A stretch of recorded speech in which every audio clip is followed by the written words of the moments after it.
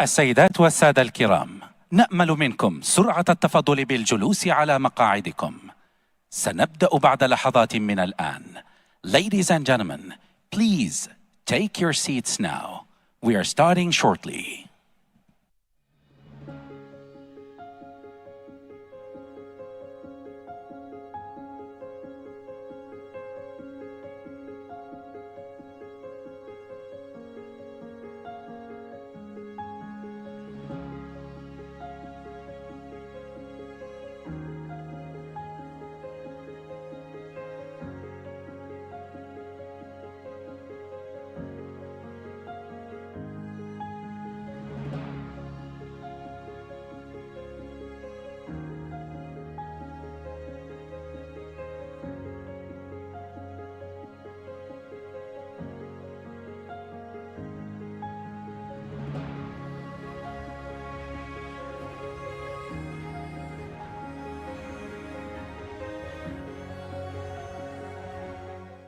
السيدات والسادة الكرام، نأمل منكم سرعة التفضل بالجلوس على مقاعدكم.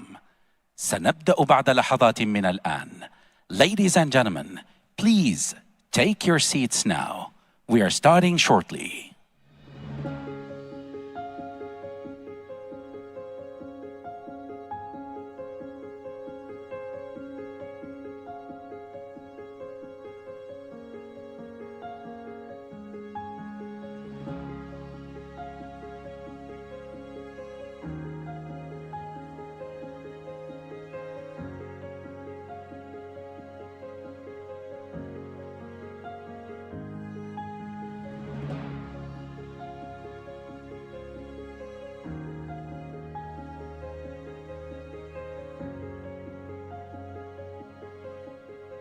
السيدات والسادة الكرام، نأمل منكم سرعة التفضل بالجلوس على مقاعدكم. سنبدأ بعد لحظات من الآن. Ladies and gentlemen, please take your seats now. We are starting shortly.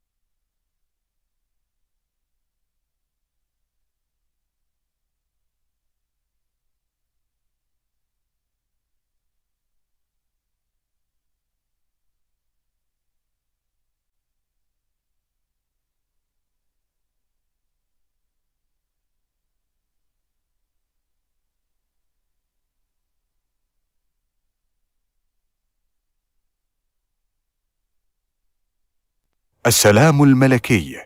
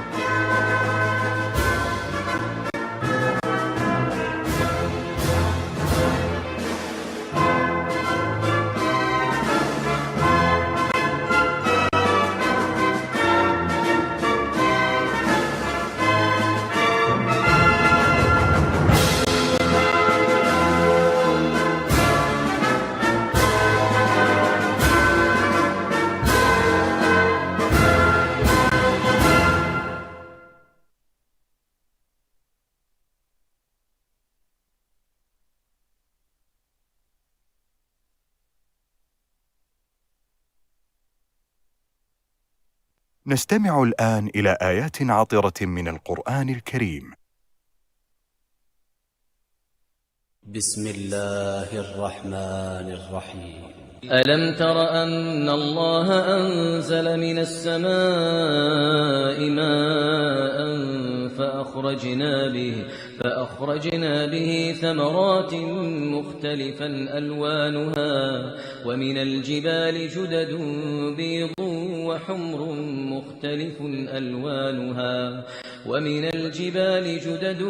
بيض وحمر مختلف ألوانها وغرابيب سود ومن الناس والدواب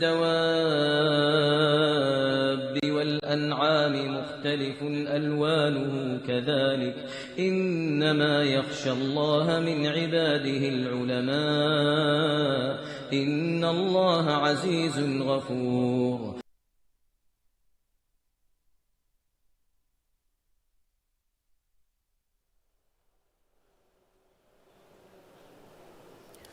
بسم الله الرحمن الرحيم.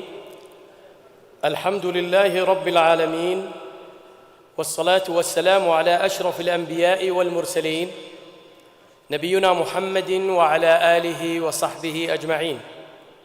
معالي الأستاذ يوسف بن عبد الله البنيان وزير التعليم، معالي الدكتور خالد بن عبد الله السبتي رئيس مجلس إدارة هيئة تقويم التعليم والتدريب، أصحاب السمو، أصحاب المعالي والفضيلة والسعادة، ضيوفنا الكرام، السلام عليكم ورحمة الله وبركاته.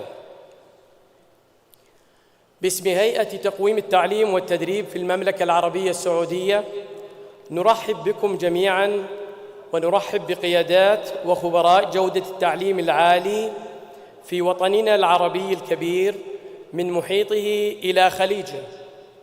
فأهلاً وسهلاً بكم في المؤتمر السادس للشبكة العربية لضمان الجودة في التعليم العالي، وأهلاً وسهلاً بكم في الرياض عاصمة الرؤية والإلهام. الحضور الكريم، إن نجاح المؤسسات التعليمية وما تقدمه من برامج ليس بكمها وتنوعها وانتشارها الجغرافي فحسب، بل يرتبط النجاح والأثر بجودة المخرجات واتساقها مع احتياجات سوق العمل ومع متطلبات الإبداع والابتكار. فالجودة هي الأساس في رحلة الريادة والتنافسية العالمية. الكلمة الآن لمعالي الدكتور خالد بن عبد الله السبتي رئيس مجلس إدارة هيئة تقويم التعليم والتدريب، الجهة المستضيفة، فليتفضل معاليه مشكوراً.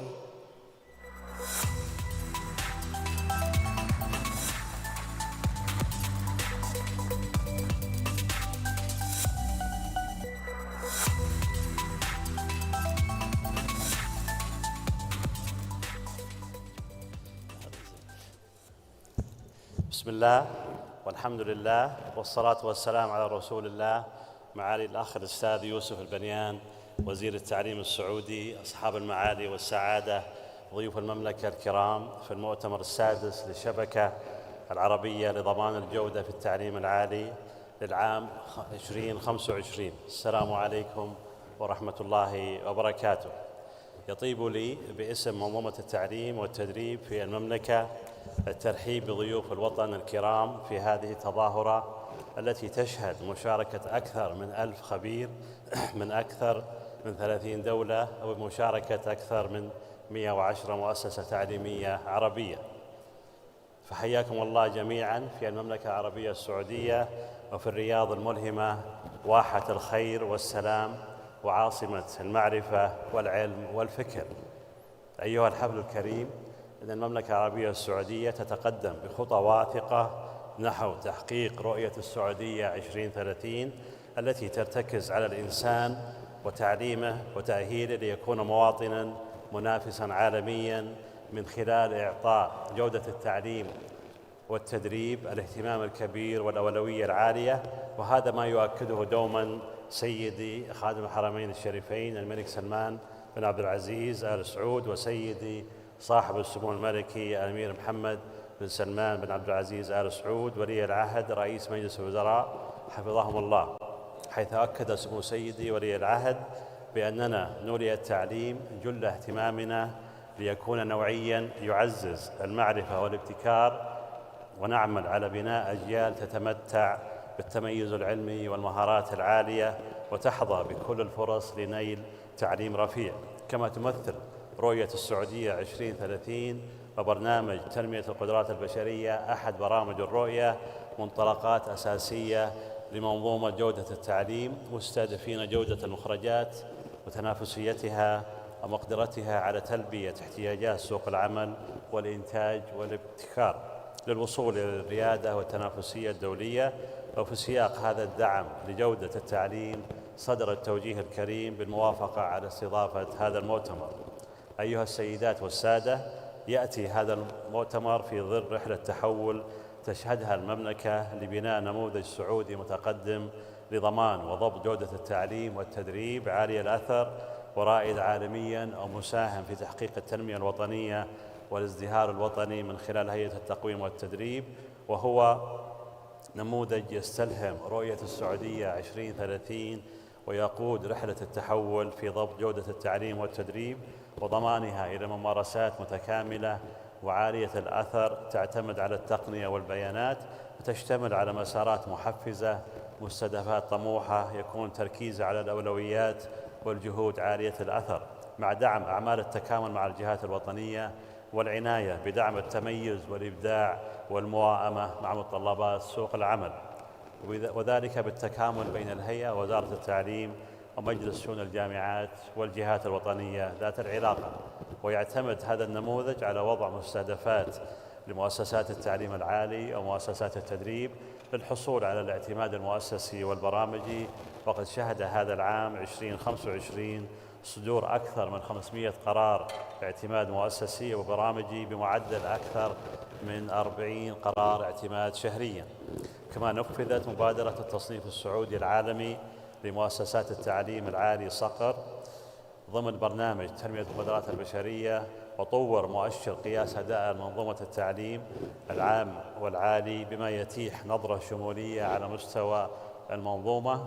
ويشمل النموذج السعودي برنامج رفع جاهزية خريجي التعليم العالي لسوق العمل بالتعاون مع الجامعات والجهات الوطنية والهيئات المهنية والجهات ذات العلاقة، مع إعداد المعايير الأكاديمية للتخصصات المختلفة، بالإضافة لقياس مدى اكتساب المتوقع تخرجهم من الطلبة للمعارف والمهارات من خلال اختبارات معيارية لقياس الأداء الأكاديمي للجامعات. وسيتم هذا العام الأكاديمي تنفيذ هذه الاختبارات للسنة الرابعة على التوالي ل51 تخصصاً في أكثر من 1000 برنامج أكاديمي في أكثر من 50 جامعة وكلية سعودية.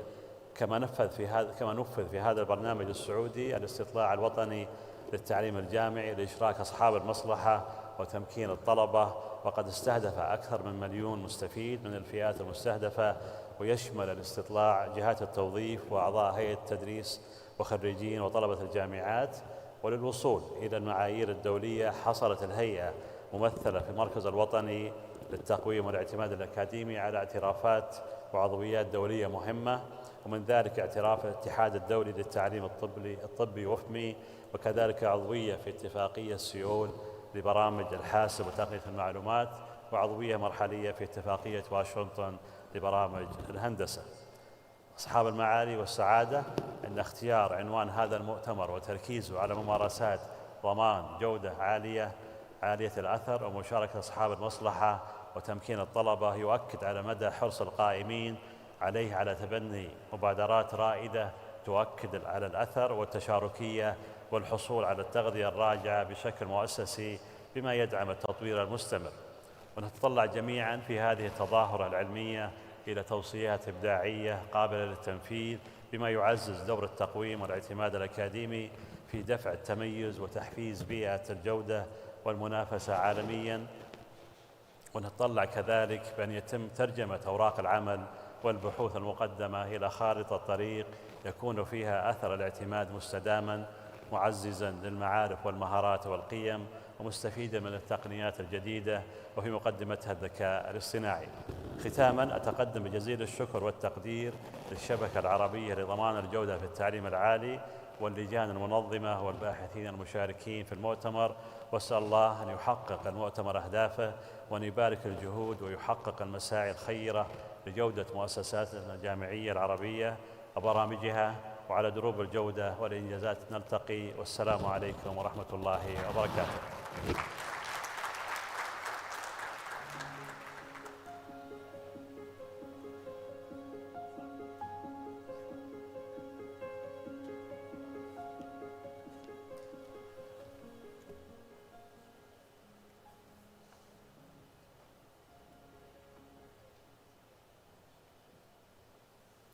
شكراً معاليكم على هذه الكلمة الضافية. حفلنا الكريم.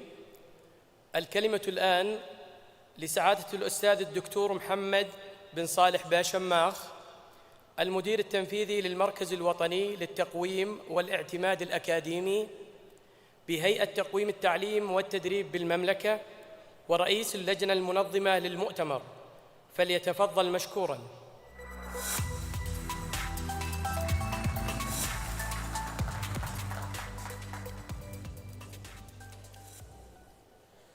بسم الله الرحمن الرحيم. الحمد لله والصلاة والسلام على أشرف الأنبياء والمرسلين سيدنا محمد وعلى آله وصحبه أجمعين. صاحب المعالي الدكتور خالد بن عبد الله السبتي، رئيس مجلس إدارة هيئة تقويم التعليم والتدريب، ضيفنا الكريم معالي الأستاذ يوسف بن عبد الله البنيان وزير التعليم، أصحاب المعالي والسعادة، الإخوة والأخوات رؤساء هيئات الاعتماد في وطننا العربي، حضورنا الكريم، السلام عليكم ورحمة الله وبركاته.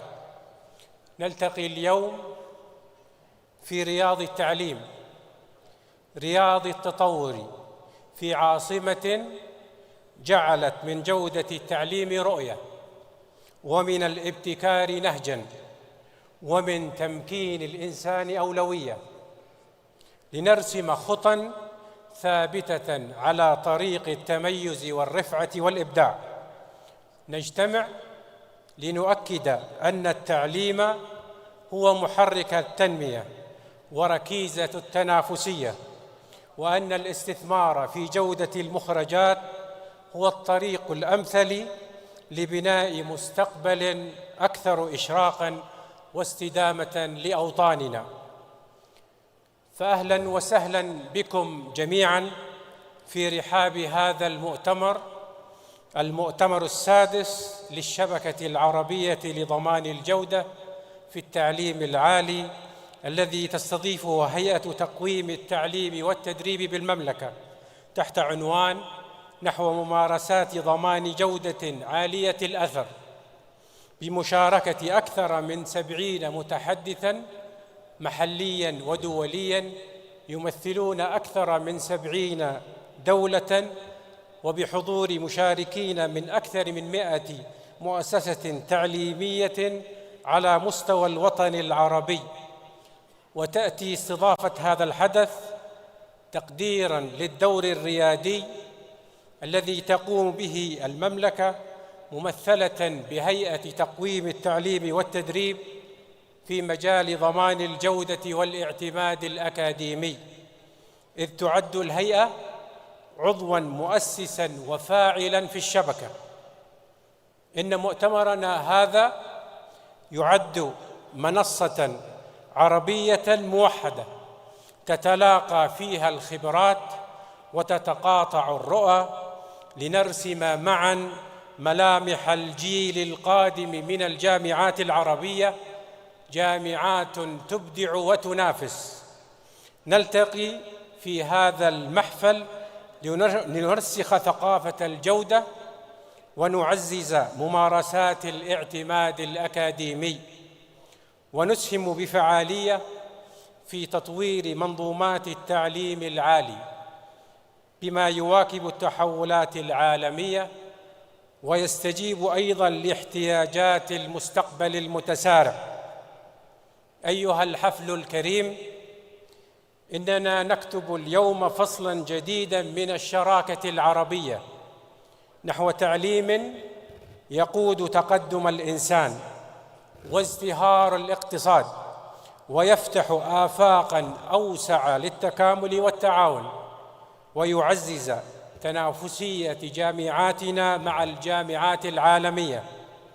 فشكراً لكم جميعاً على مشاركتنا في هذا المؤتمر، والشكر موصول لمعالي رئيس مجلس الهيئة على الاستضافة، وسعادة رئيس الهيئة وكل من شارك وساهم في إنجاح هذا التجمع العربي الكبير. أكرر ترحيبي بكم جميعاً، وأتطلع أن يكون هذا المؤتمر منارة للحوار البناء ومصدراً للإلهام وانطلاقة نحو مستقبل واعد بالتجديد والابتكار، لنسهم فيه جميعاً بالارتقاء بجودة التعليم العالي في وطننا العربي الكبير. والسلام عليكم ورحمة الله وبركاته.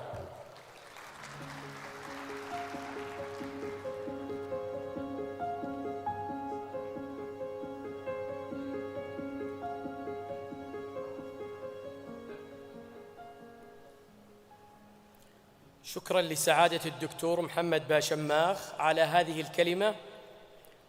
ضيوفنا الأعزاء، لقد انطلقت هيئة تقويم التعليم والتدريب بالمملكة العربية السعودية في رحلة لبناء نموذج سعودي رائد عالمياً لضمان وضبط جودة التعليم والتدريب في المملكة، وهو نموذج يرتكز على القياس والتقويم الشامل بهدف توفير البيانات التشخيصية الدقيقة التي تمكن التطوير والتحسين ورفع الجودة.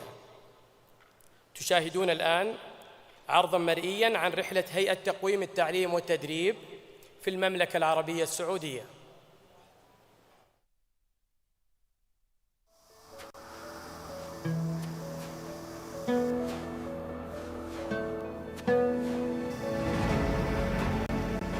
كل إنجاز يبدأ برؤية، وكل تغيير يبدأ بفكرة. ومن هنا انطلقت رحلتنا بطموح وطني يعانق السماء ويستهدف الريادة لبناء مستقبل أكثر ازدهاراً للوطن وأبنائه. رحلة نحو التميز بدأت بتأسيس نظام لجودة التعليم والتدريب بالمملكة، نستفيد من أفضل التجارب العالمية ونركز على أولوياتنا الوطنية. هنا جاء النموذج السعودي لجودة التعليم والتدريب، عالمياً في معاييره، سعودياً في هويته، بشراكة مع المنظمات الدولية والإقليمية وتكامل مع الجهات الوطنية. نشرت ثقافة الجودة ومنهجية القياس والتقويم من أجل التطوير والتحسين. لم يتوقف أثر التميز عند حدود الوطن، بل وصل إلى منظمات دولية أشادت بهذه التجربة ووجدت فيها نموذجاً يستفاد منه. وانضمت الهيئة لعضوية اتفاقيات دولية للاعتماد الأكاديمي، وحازت على اعترافات من منظمات دولية، فصارت الاعتمادات الصادرة من الهيئة شهادة دولية للجودة.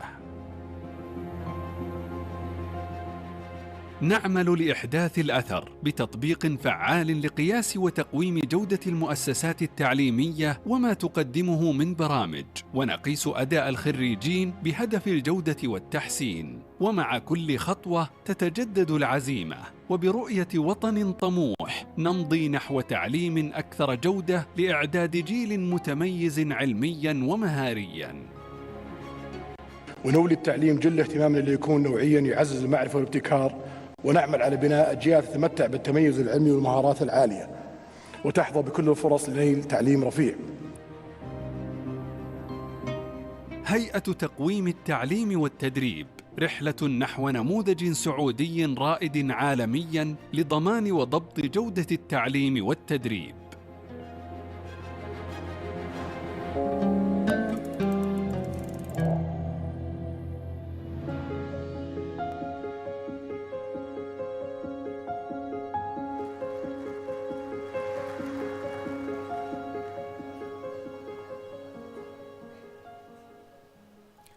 حضورنا الكريم، لقد أسهمت الشبكة العربية لضمان الجودة في التعليم العالي منذ إنشائها في عام 2007 في تعزيز التعاون وتبادل الخبرات بين هيئات الاعتماد ومؤسسات التعليم العالي في العالم العربي، وكان لها دور رئيس في موائمة معايير وأطر جودة التعليم العالي ورفع الوعي بها، والتحول من المفاهيم النظرية إلى الممارسات الفاعلة في إحداث الأثر. الكلمة الآن لسعادة الأستاذة الدكتورة نادية بدراوي، رئيسة الشبكة العربية لضمان الجودة في التعليم العالي، فلتتفضل مشكورة.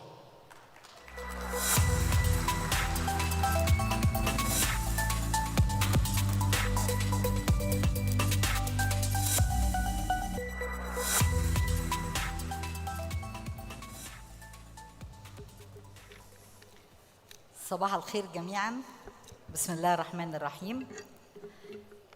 معالي الأستاذ يوسف بن عبد الله البنيان وزير التعليم بالمملكة العربية السعودية، معالي الدكتور خالد بن عبد الله السبتي رئيس مجلس إدارة هيئة تقويم التعليم والتدريب بالمملكة العربية السعودية، أصحاب المعالي والسعادة والزميلات والزملاء شركاؤنا من مؤسسات التعليم العالي وهيئات الجودة والاعتماد في العالم،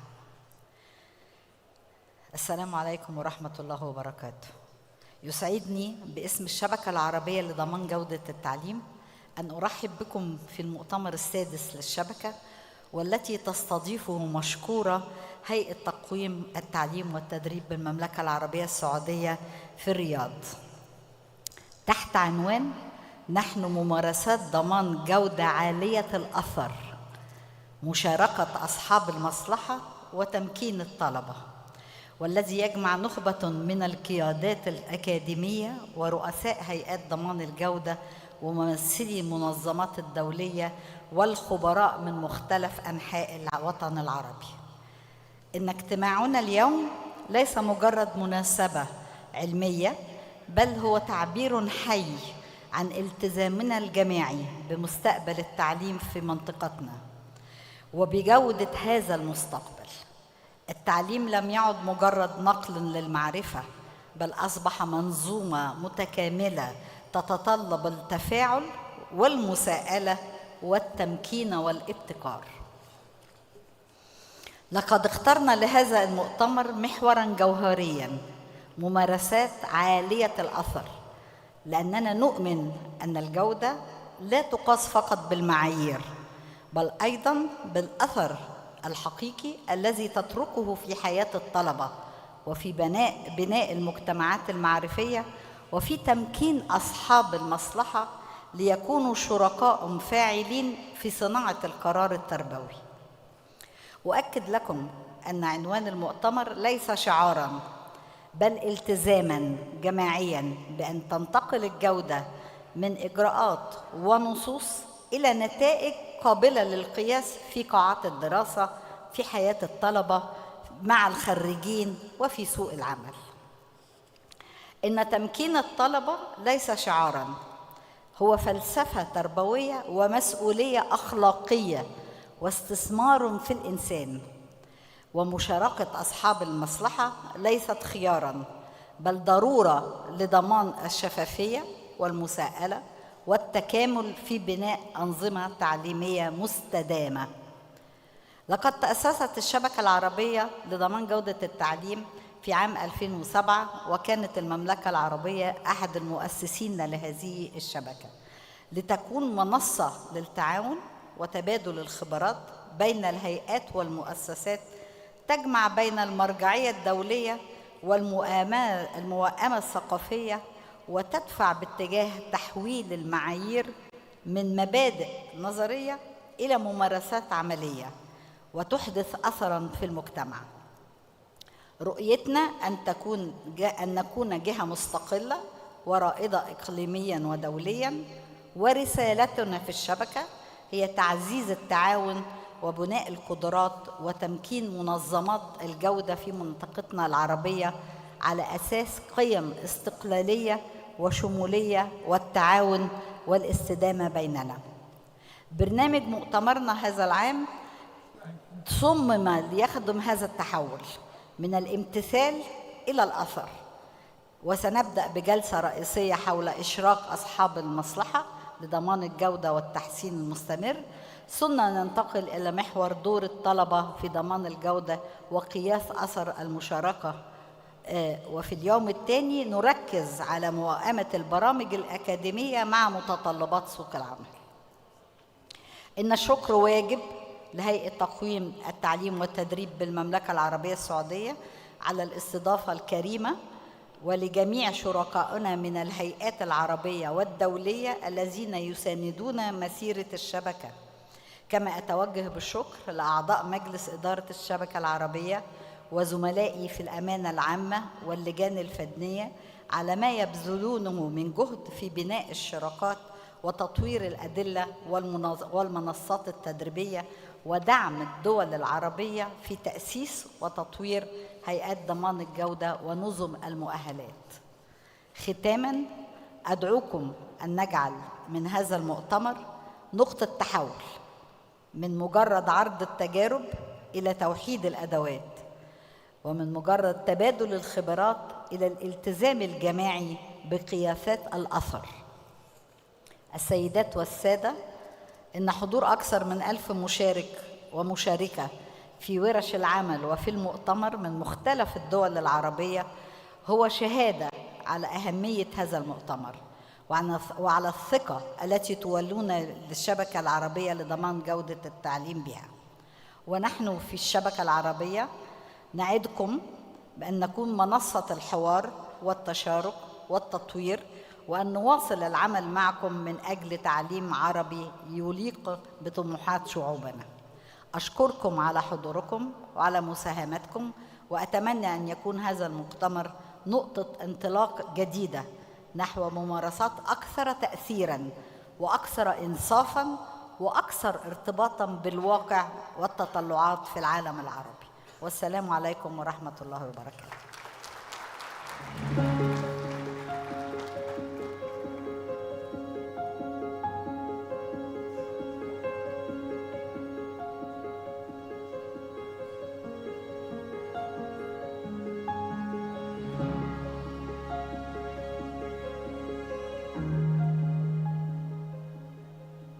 شكراً للدكتورة نادية بدراوي على هذه الكلمة. الحضور الكرام، تشاهدون الآن عرضاً مرئياً عن الشبكة العربية لضمان الجودة في التعليم العالي.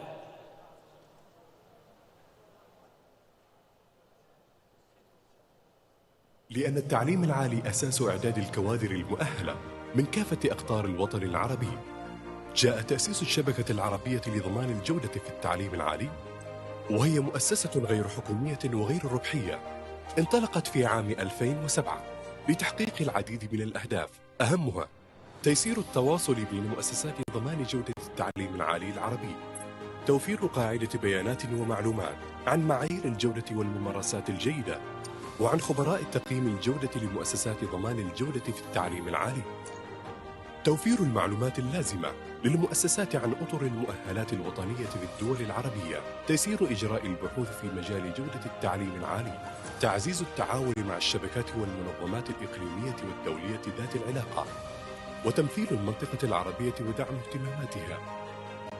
وتستضيف الدول الأعضاء مؤتمر الشبكة العربية لضمان الجودة في التعليم العالي كل عامين تقريباً.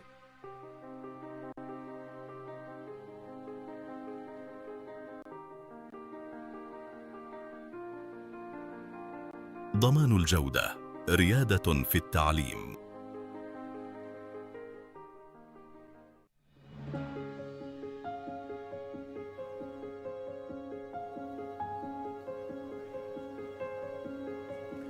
شكرا لكم معالي وزير التعليم، شكرا لكم معالي رئيس مجلس إدارة هيئة تقويم التعليم والتدريب. ضيوفنا الكرام، نتوقف لدقائق معدودة، نعود بعدها للكلمة الرئيسة للمؤتمر.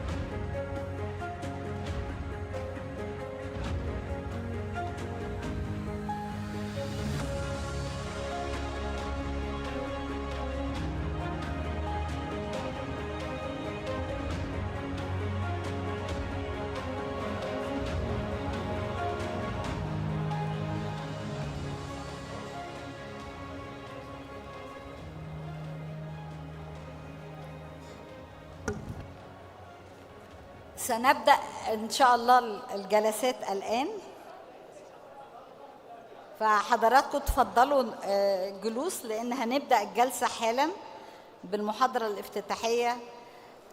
I would like to introduce Dr. Nasser Paydar, the President of the Council of Higher Education, SHIA, a national organization that advocates for academic quality and the independence of the accreditation in the United States. He previously served as Assistant Secretary for the Postgraduate Secondary Education in U.S. Department of Education and as the Chancellor of Indiana University, Indianapolis.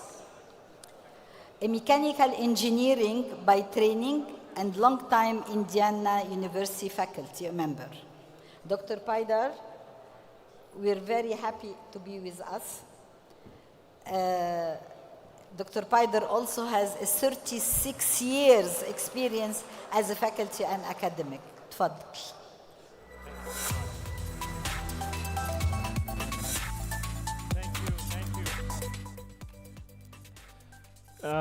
Good morning, everyone.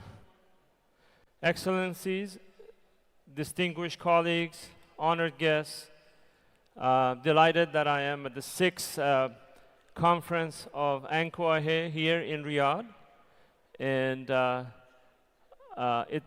this gathering, its enormous gathering actually, reflects the interest and the commitment of Arab regions to higher education as well as quality assurance.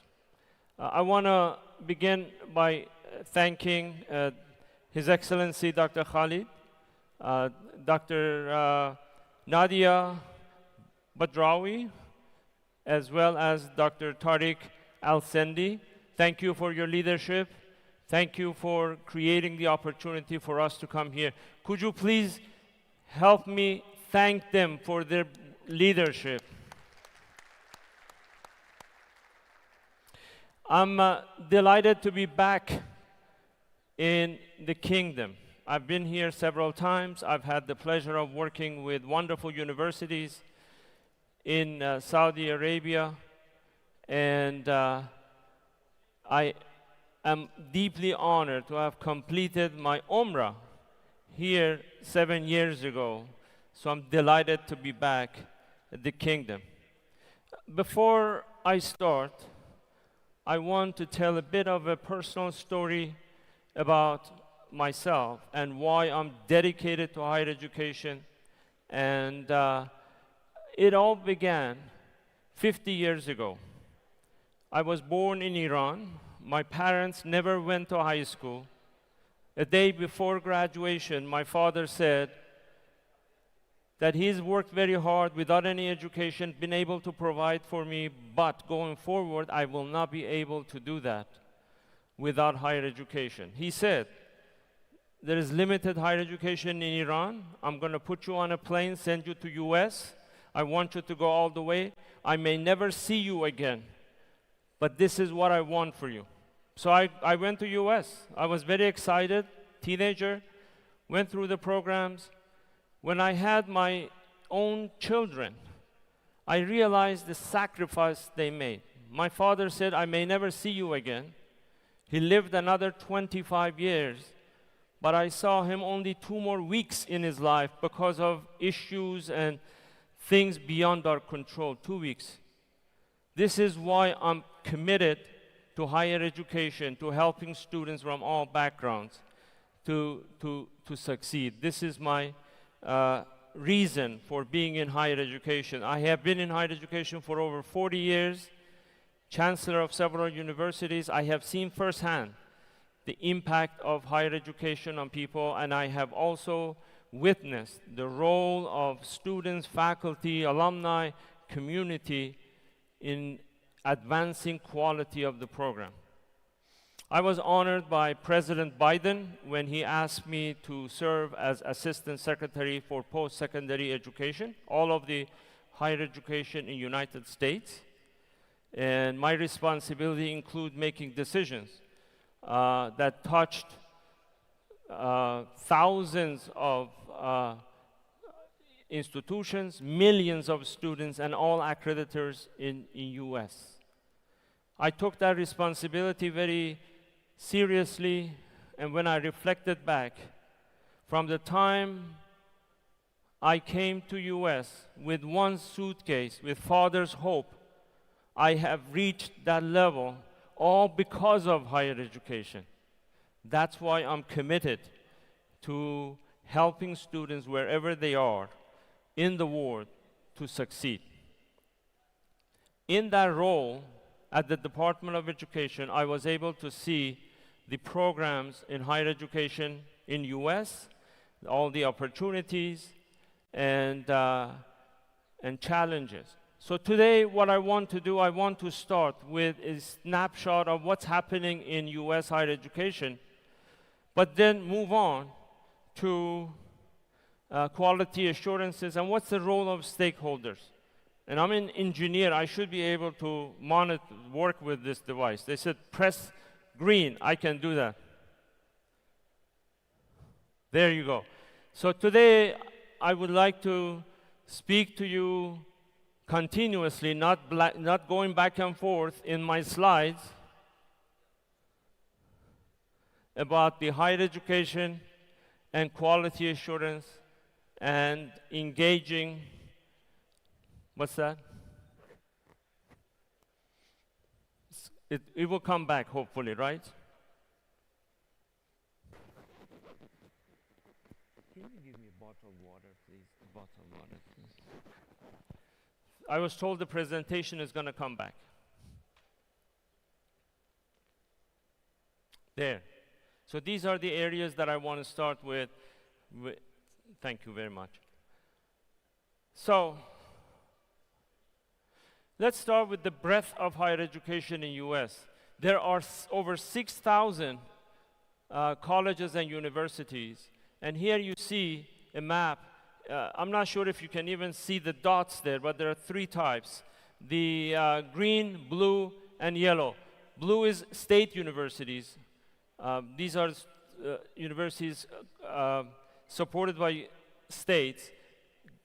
Green are private universities, and yellow are for-profit universities. They make money off of students and the graduation, and we'll talk about performance, all of that, but they're mainly in the East Coast and a few West Coast, very little in the middle. And the strength of higher education in the US comes from diversity that exists. And while we do hear Harvard, Yale, but 90% of students in the country are outside these research universities. It is a magnet for talent from across the world. There are over 1 million students studying in the United States from over 200 countries. What I'm showing there, half of the students from overseas, international students that come to US, now imagine the picture. There it is. Half of the students are in engineering and sciences. The numbers went down during COVID, but it came back. Unfortunately, this year, the number of international students are dropping in US for obvious reasons. We can speak about that, but that is the unfortunate thing. It seems like I'm going back in time. I'm not pressing this, by the way. And the next slide is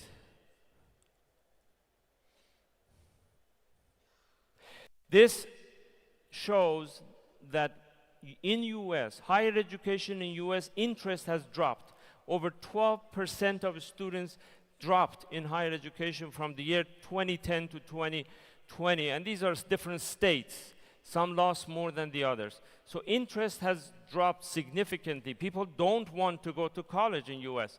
This shows the graduation rates, how students that show up in university, the red line shows private universities. After 6 years, in a 4-year program, 68% of them get a degree, but majority are successful, but not all. As you can see, right here, no? Where was the laser button? Right here, I found it. I'm not sure if you see it anyways. So I'm going to be the laser here. This is graduation rate of for-profit universities that take money, and typically most of their students do not graduate from those universities. This is, my staff said, don't use charts, but I'm an engineer, I love charts. So I put 4 charts together to get this. They said, okay, so let's see if we could go through this chart. Here, I'm trying to see where the population, educated population by countries for young people and older people. So the dots, the blue dots means population between 25 and 34. Square means 55 and 64. So if you, no, the animation doesn't work. So if you look at the squares, those are the older people.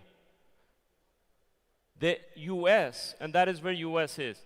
US was at high level at one point, the older generation. Maybe 20 years ago, US had highest percentage of people with education. But if you look at the circles, dots, that shows the younger folks, and US has fallen behind, mainly because other countries are rising and having more education, but the level of education in US has dropped. This chart, I'm not going to spend too much time on it, but this shows the percentage of people that have baccalaureate degrees in US by the wealth of the family they were born into. So that's the top quartile of income and all the way to the bottom income. So you could see that in top quartile, roughly 60%, if you're born to a family with means, 60% receive their baccalaureate degrees. But look at the bottom curve.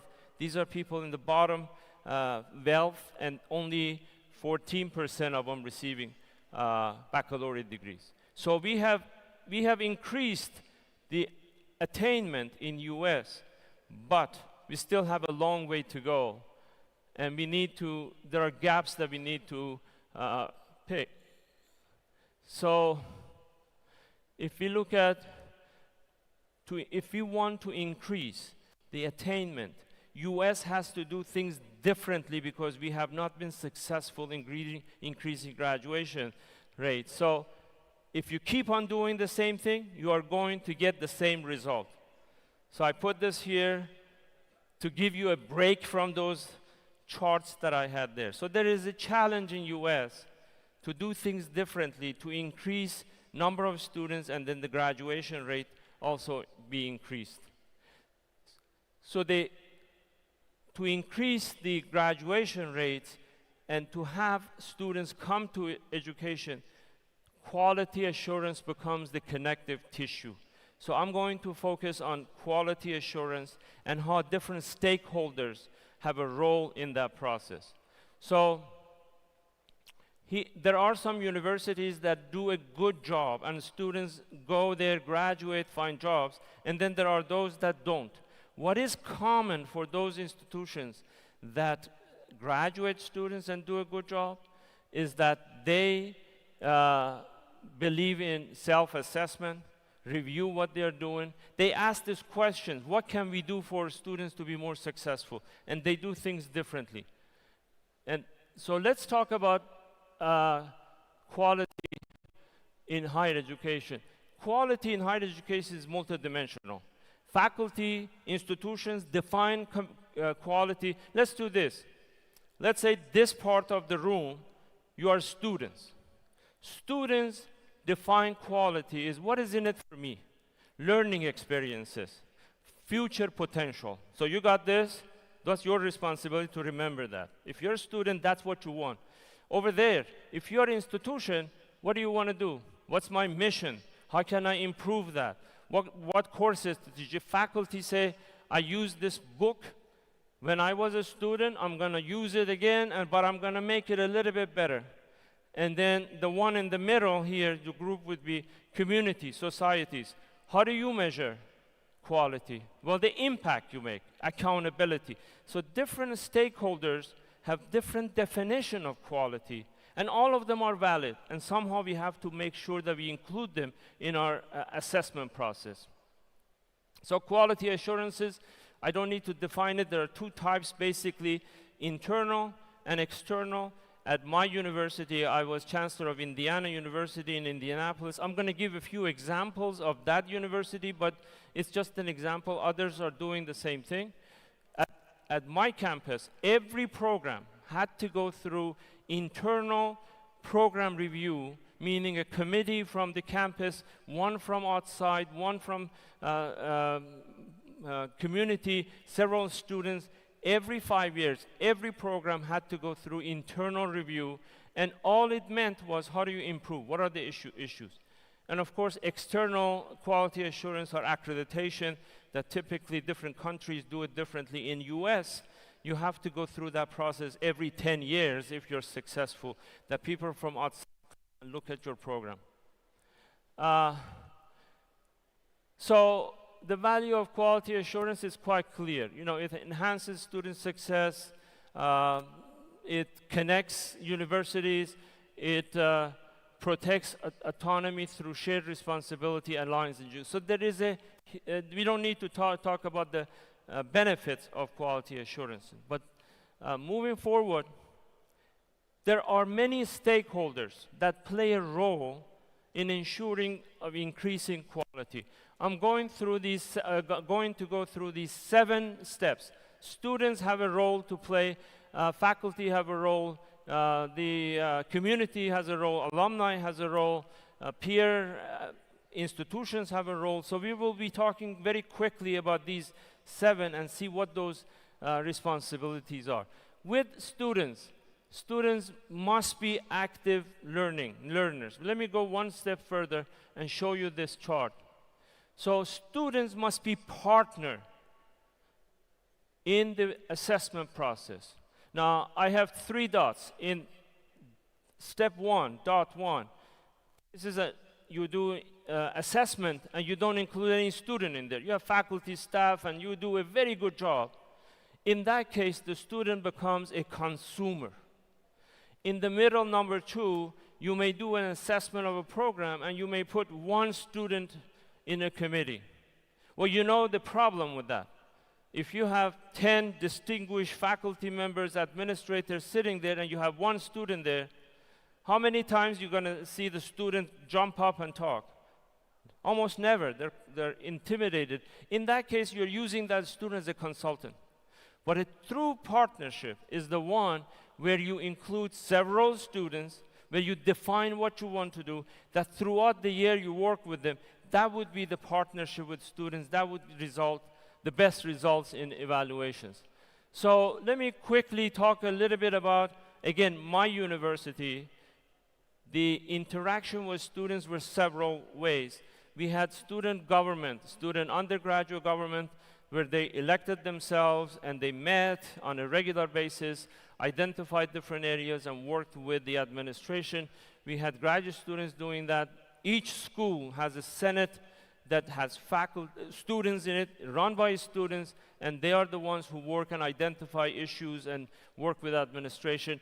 And my campus had 400 plus clubs. Remember, learning doesn't happen on courses alone.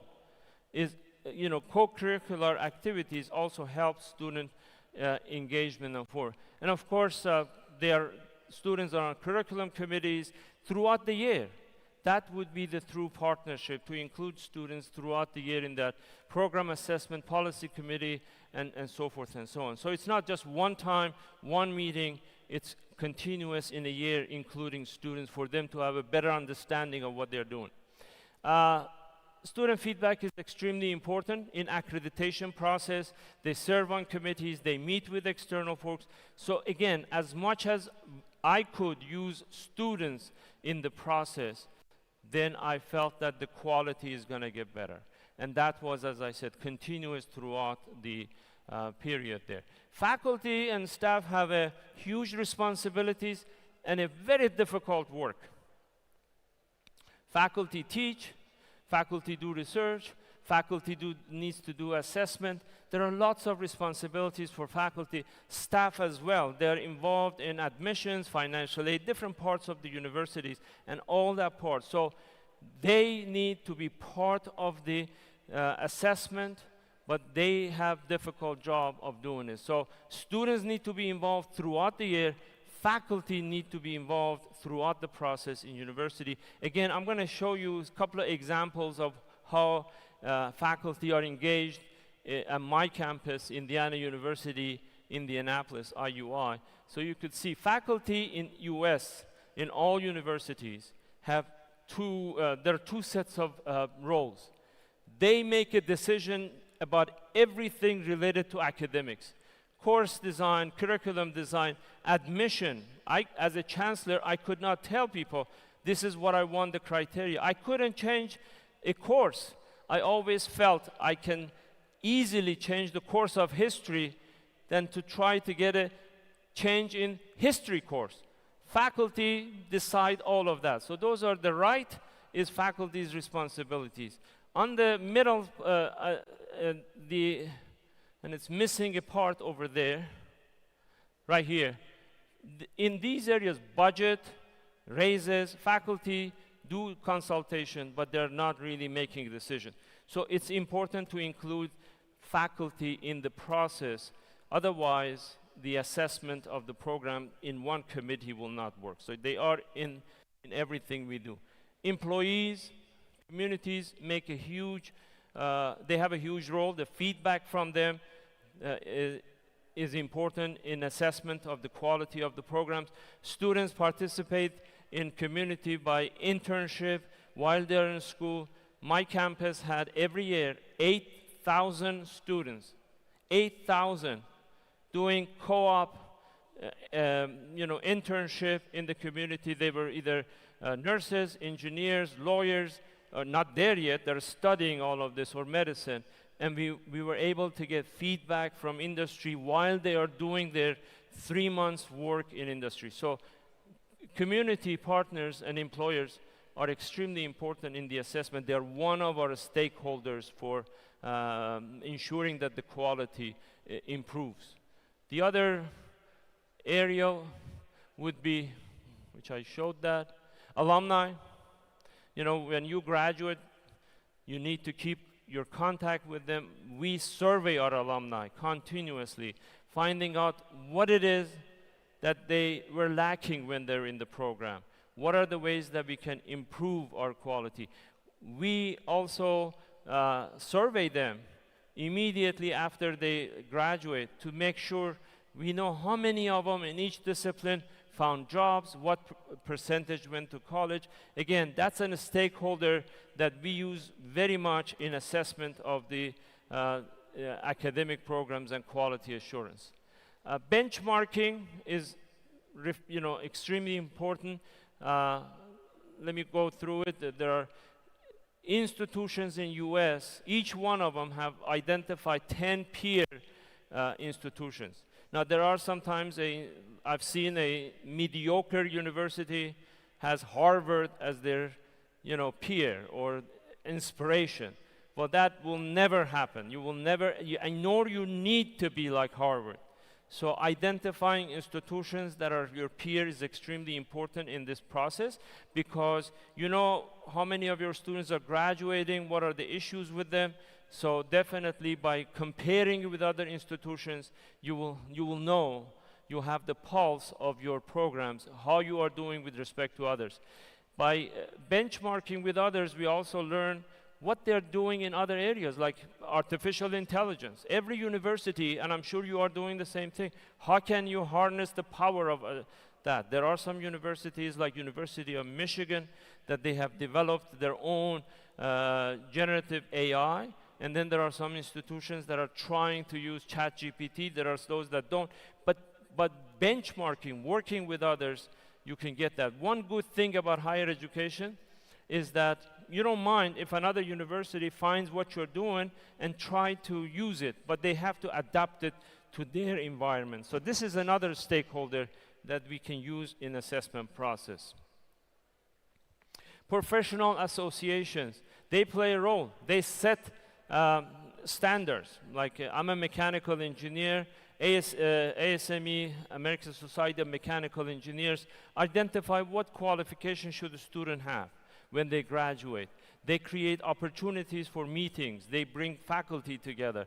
So associations and feedback from them becomes another one. So this is another group that it's important for us to have as a stakeholder and learn from them going forward.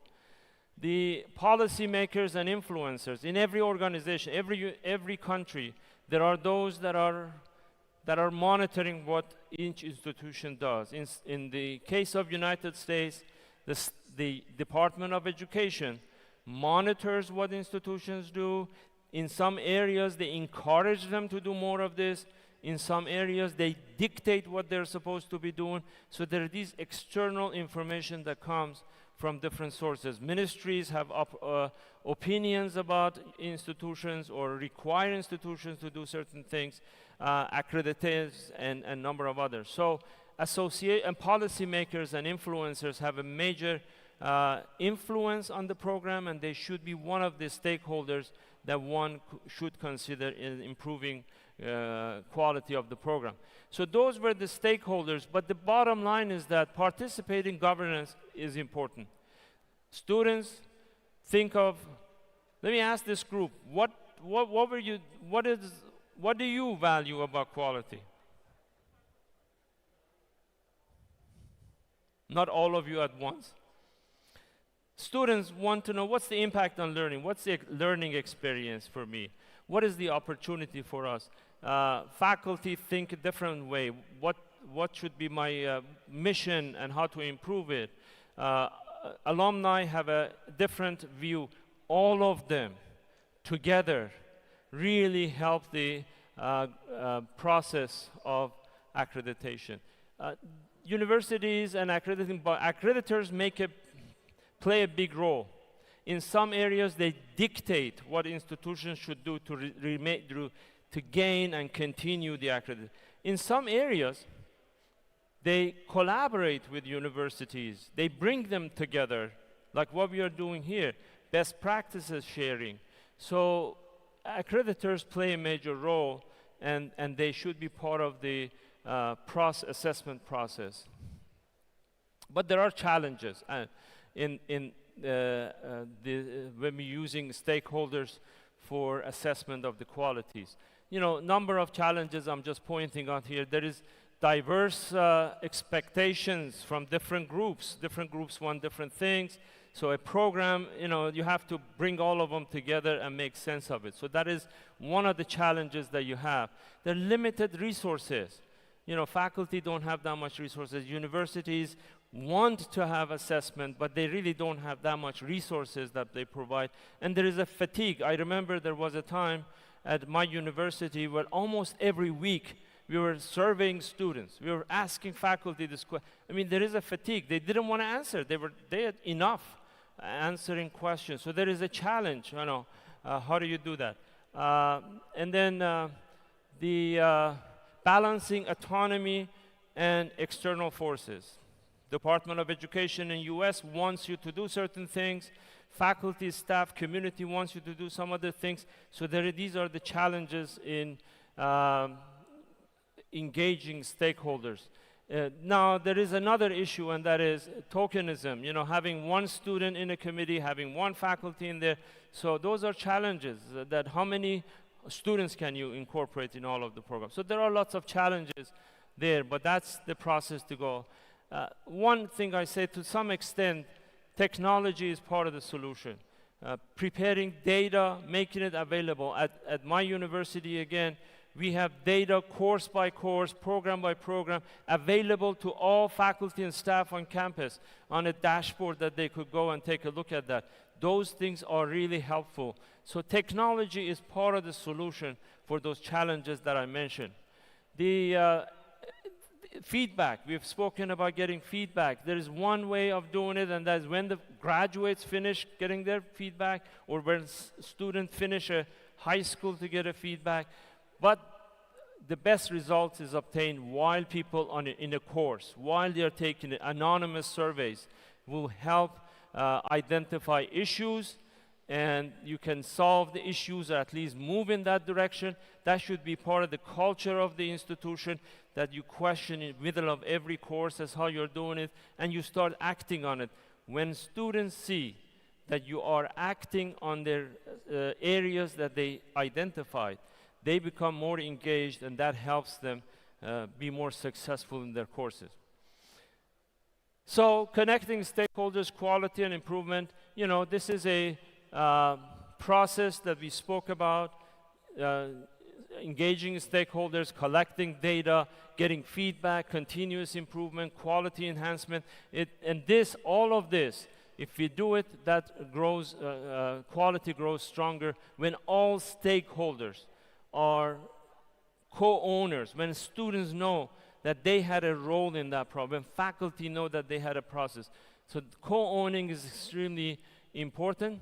Let me talk a little bit about CHIA, Council for Higher Education Accreditation. Now, I was going very fast to make sure I make the time. I don't know where I'm doing time-wise, but I'm okay. I have 4 minutes? All right. So this is an organization that I have the honor of leading. We do two things. One is we recognize accreditors.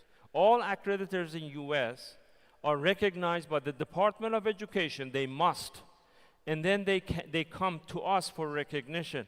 Our recognition indicates to public, indicates to other universities, indicates to universities across the world that they meet the quality assurance part, so that we are giving the seal of approval for them. So that's one of the things that we do, and we are recognizing 64 accreditors in US, both institutional and programmatic. We are also a membership institution. We have 1,752 members. We have more members, higher education, than any higher education association in US. We have number of partners or institutions outside US.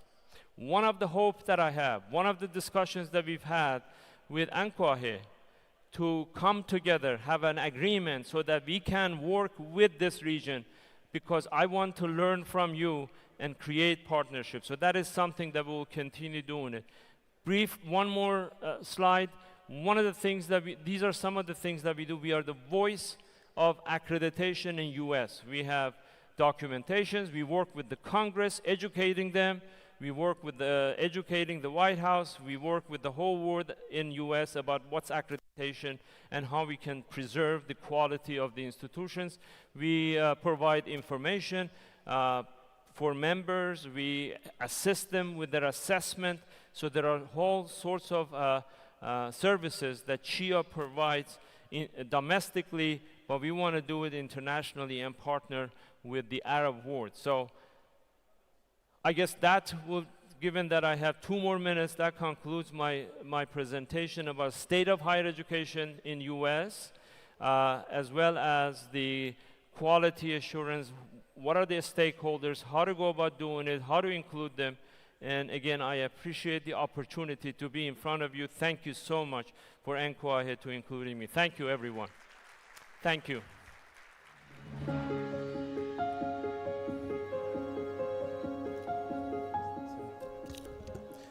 أما الآن تسعد اللجنة المنظمة لمؤتمر الشبكة العربية بتكريم سعادة الدكتور ناصر بايدر.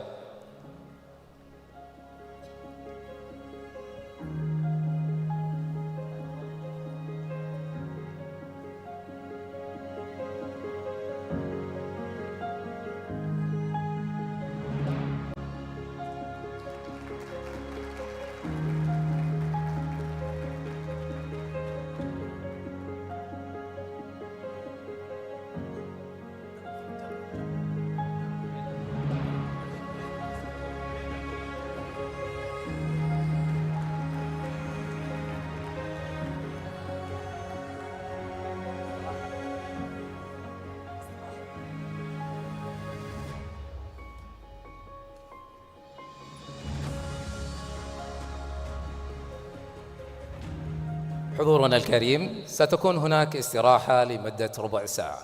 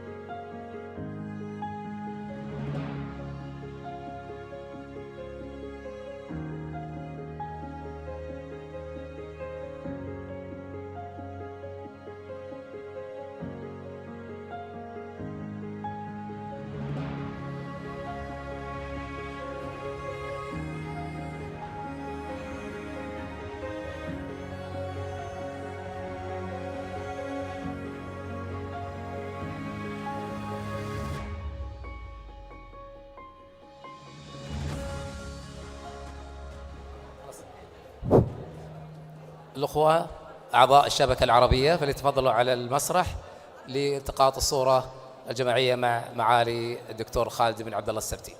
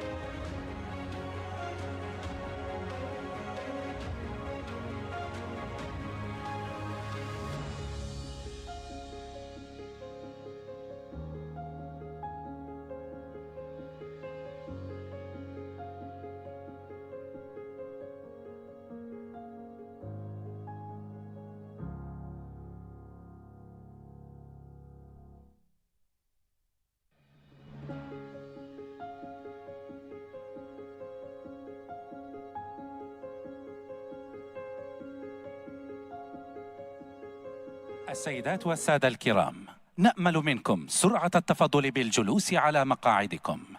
سنبدأ بعد لحظات من الآن. Ladies and gentlemen, please take your seats now. We are starting shortly. السيدات والسادة الكرام،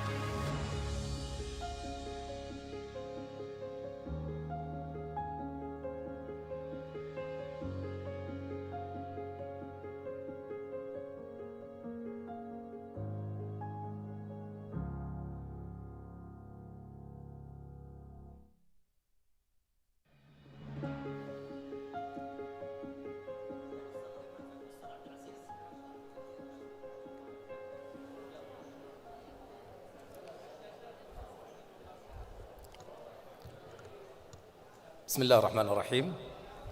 نرحب بكم مجددا في جلستنا الأولى لهذا اليوم بعنوان إشراك أصحاب المصلحة لضمان الجودة والتحسين المستمر. ويكون رئيس الجلسة سعادة الأستاذ الدكتور نياف الجابري، المدير التنفيذي لمركز البحوث للتقويم والقياس والاعتماد في هيئة تقويم التعليم والتدريب.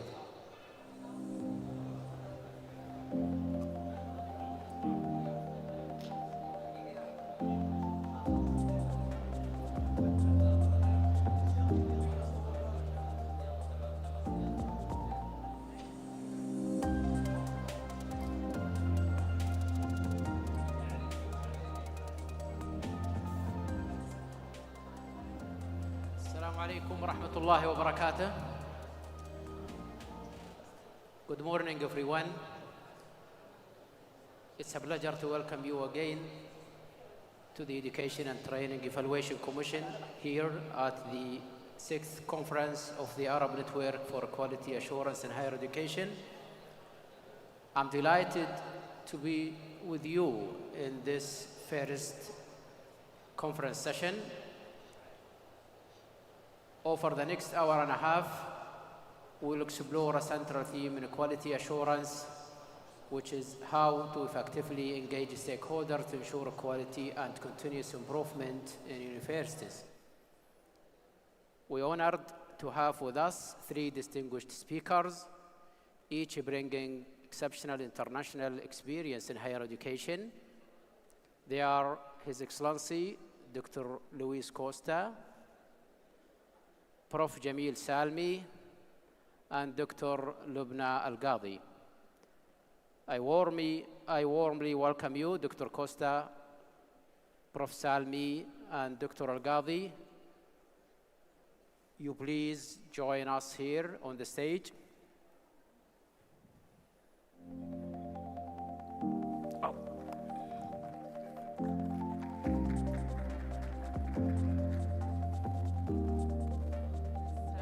مرحبا دكتور. كيف حالك؟ ان شاء الله طيب. يا مرحبا الله يسلمك.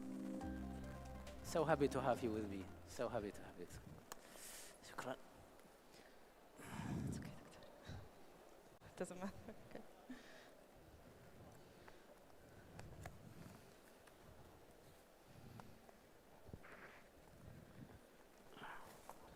Good.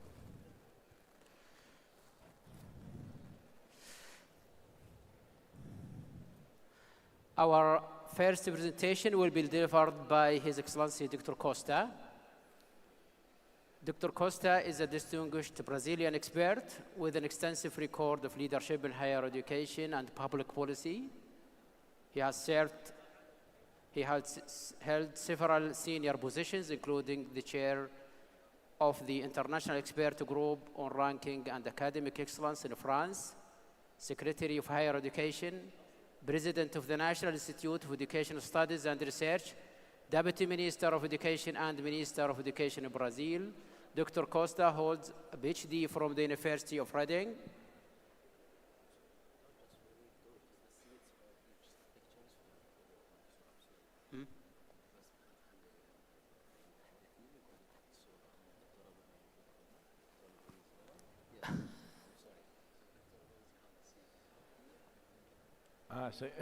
Orchestration.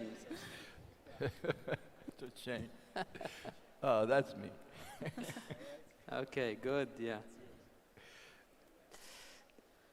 His Excellency Dr. Costa is holding a PhD degree from University of Reading in the United Kingdom, and he has exceptional academic profile with more than 300 scientific publications and supervised over 60 master's and doctoral theses. Dr. Costa, the floor is yours. You please start your presentation. And it's 20 minutes. Thank you. Firstly, I would like to thank you, the organizer, for the invitation. I have been here several times, and I'm always impressed with the advance that you have been doing in higher education. So it's a great pleasure to be here.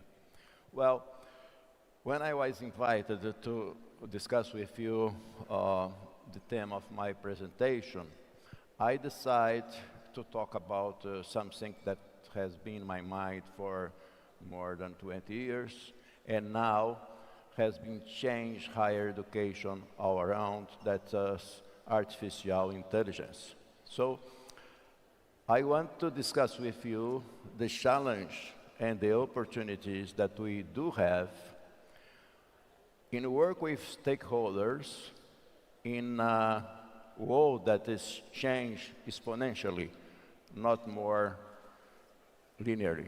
So that would be my presentation. Okay. What we discuss is how to engage stakeholders to ensure quality and continuous improvement. We know how to do that. We have seen the stakeholder that we should consider, the students, the policymakers, the employee, the society, the alumni, and so on.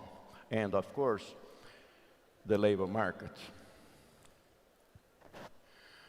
When we try to align academic programs with labor markets, in some countries, I may say in Brazil, sometimes we are not very good in make bridge.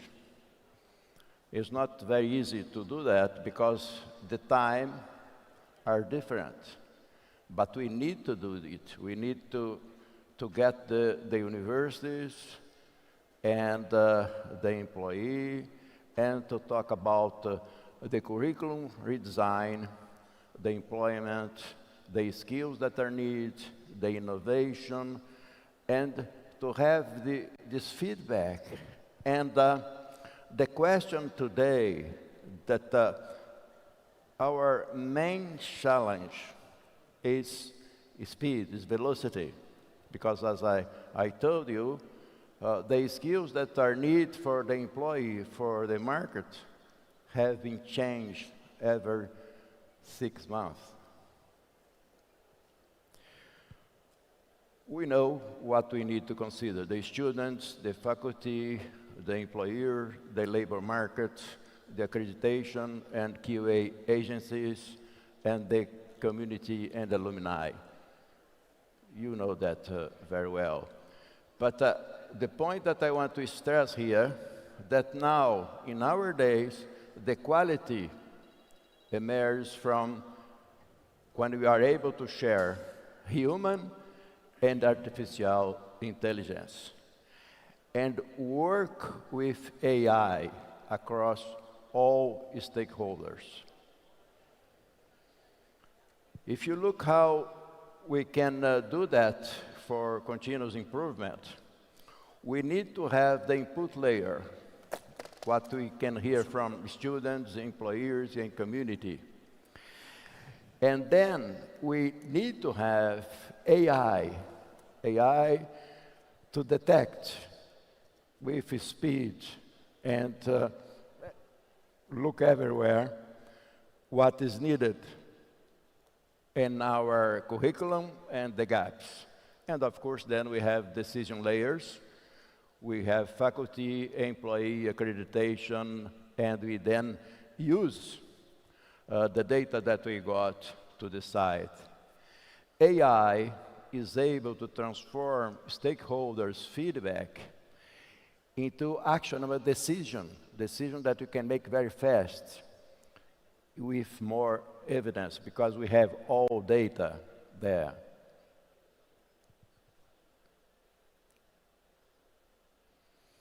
And I must say that I have been looking at the Saudi Vision 2030 for a long time. And what I'm saying here is what you said in your program, that AI fluency is very important for future head skills. Okay. We are now in what I used to call the great transition. We are the last generation to teach without AI, and the first generation to teach with AI. So it's a transition. How will you do that? I have been following that in different parts of the world, in Brazil, everywhere, and we see that's not easy to decide what to do. But we are in the great transition. We need to do it now and to do it fast. Asaf Grahal, a very good professor and researcher in AI and economics, he said that we are living what he's called the time between times, when we have the old systems here, but the new ones are emerging. And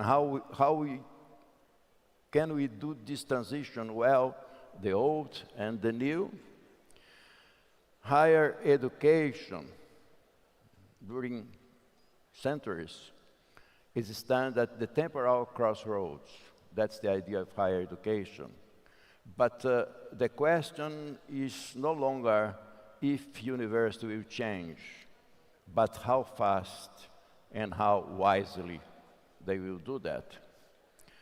I wrote an article in a great newspaper in Brazil, and I said that in 10 years' time, the university as we know it will no longer exist. It will change. It will need to change. It will have to change. So, we are talking about the university, but we need to know that there is a new labor market. When we talk about AI, we are not talking just about job loss, but we are talking about skill mismatch. Which skill we need now? Our challenge is to redesign education to close that gap. So we need to look ahead. Which profession will be important in 10 years' time? What do we need to do now for our students? We have some data here that you know very well. Maxine 2025 says that 44% of current work activities will be automated by 2030. In the Future of Job Research 2025, 85 million jobs will be displaced. 95 million new ones will be created. But those ones that will be created will require AI literacy. And the challenge, again, education system. We are built for stability. And now the market needs adaptability.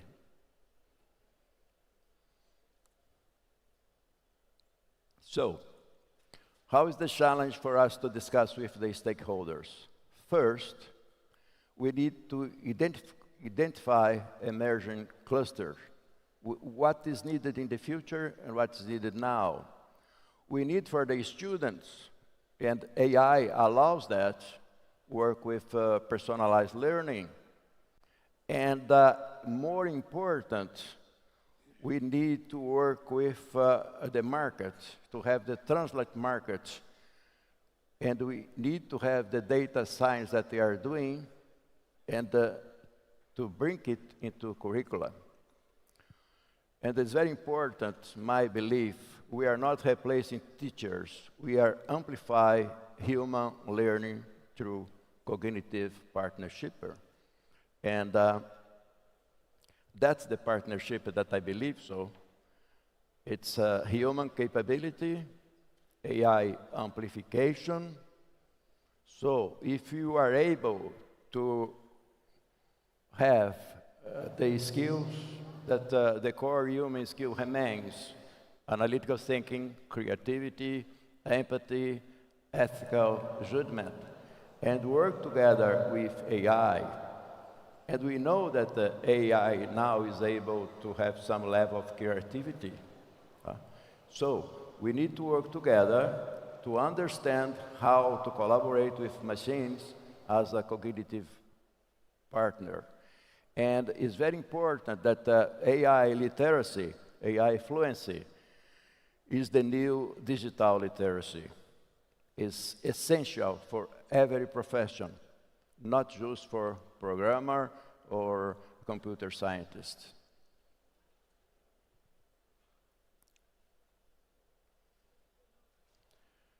Well, what is going to be the challenge for universities? From lectures how for learning ecosystems. If we look what we learn about universities since Bologna and others in the past, what we learn is we were built for knowledge transmission. That was our first mission.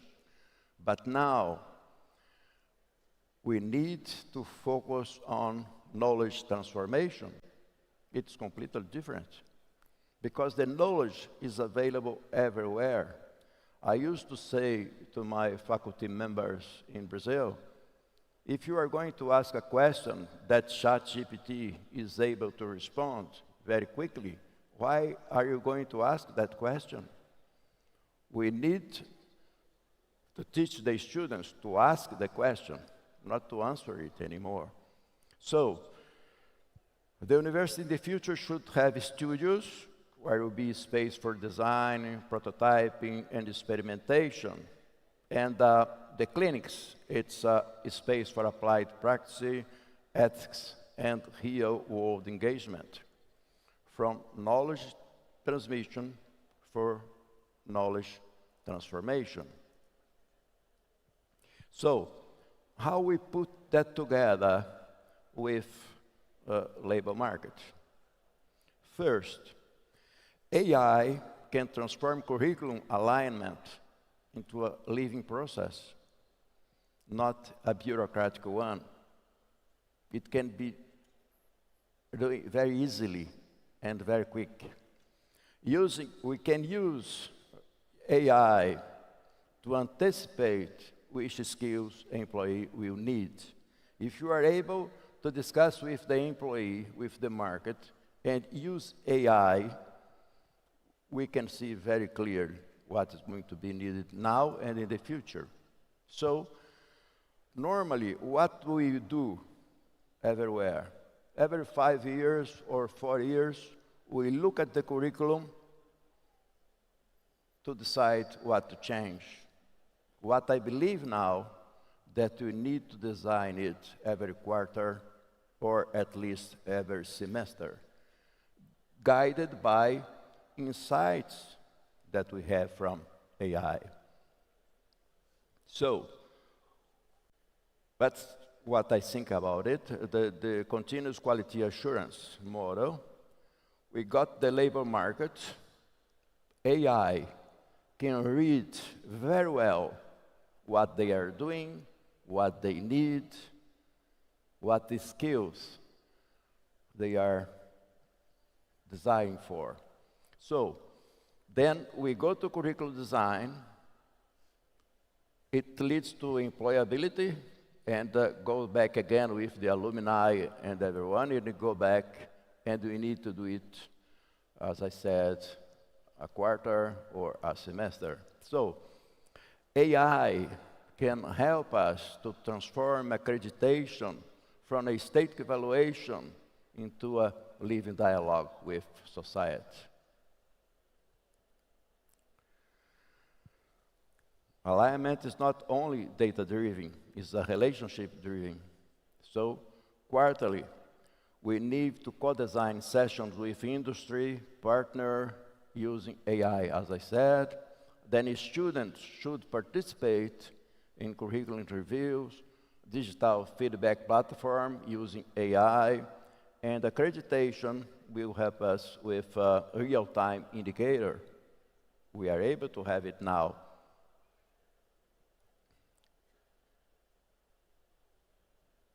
So, I'll give you a small example of my university. I have been a chancellor or a rector of a federal university of Viçosa. It's a public university in Brazil, a very good one in agriculture field, and I have been doing a lot of the work there. Now I am a rector of a IESB University. It's a university in Brasilia. I have been there for over 10 years. In Viçosa, I was there for 30 years. And as you heard about, I was in the Minister of Education for around 12 years. So, what we do there in Viçosa, in IESB, students are now using AI tutoring systems. We have the curriculum of the program in the AI. Employers are validating the new competence maps that we got from AI. We got the validate maps, the competence, and we ask the employee, is that okay? It works for you or not? So it goes back, and the faculty adapt the pedagogy based on the analytics that they got from AI. It's an example. In the first picture, you can see the employee is he's giving a talk for students and for the academics. So he got the results from the analytics from AI, what the skills they need. So he's saying, okay, it's okay, that's true, that's not true, we need that, we don't need that. After that, the design and innovation, students and faculty get together and try to integrate the decision that they heard from the employee into curriculum. Then we have the time of the competence validation, when they have applied parts and bench testing, students deliver validate skills back to the market. Then we got the feedback. Okay. And then an analytic, as I said, AI is able to predict feedback loop. AI analyze outcomes, ensuring continuous alignment. And we can do it at the speed that is needed now. I'll give you some examples that we have done at ESB. In 2018, way before ChatGPT, I talked with some industry, I talked with people from Silicon Valley, and I got the sign that we need to start a undergraduate course in artificial intelligence. It was the first one in Brazil, 2018. Because we were able to see the signs before it was there, we discussed with some people and said, okay, what has happened with the students that started there? Again, before ChatGPT, before the crisis of COVID, all my students are employed everywhere because we were able to see that sign. In 2022, we start wide faculty training in integrate AI into teaching and learning and evaluation. 2024, last year, all programs include applied AI components, health, science, engineer, and so on. In 2025, this year, again, look at the signs, talk with people, the employee industry in Brazil and abroad. We have launched the first AI engineer degree in the country. It starts just now, and students have a lot of interest on that. According to what I see, there are just 4 in the United States and someone in India and China. But we felt that's very important for Brazil. And also in 2025, we start a pilot AI tutorship, giving students a pedagogical twin, a personalized AI for learning companion. So he can have all the competence, all what is needed for doing well in its pedagogical practice. Dr. Costa, if you could conclude, please. Okay. 1 minute, yeah. Well, I have been writing a lot of books on that because I think it's very important, not only for Brazil, but to discuss the impact of AI on education. And to get to the end, I want to talk a little bit about policy, ethics, and governance. Ethics is not a constraint to innovation. It's the foundation of trust. So,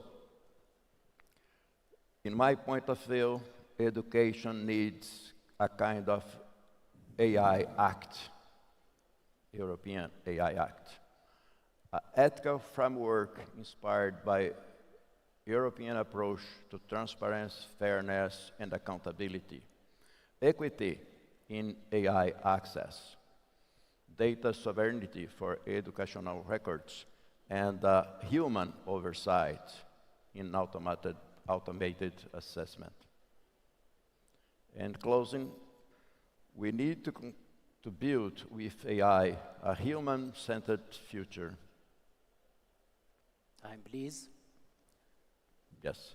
In this AI age, the most powerful technology remains the human heart, capable of teaching, meaning, purpose, and hope.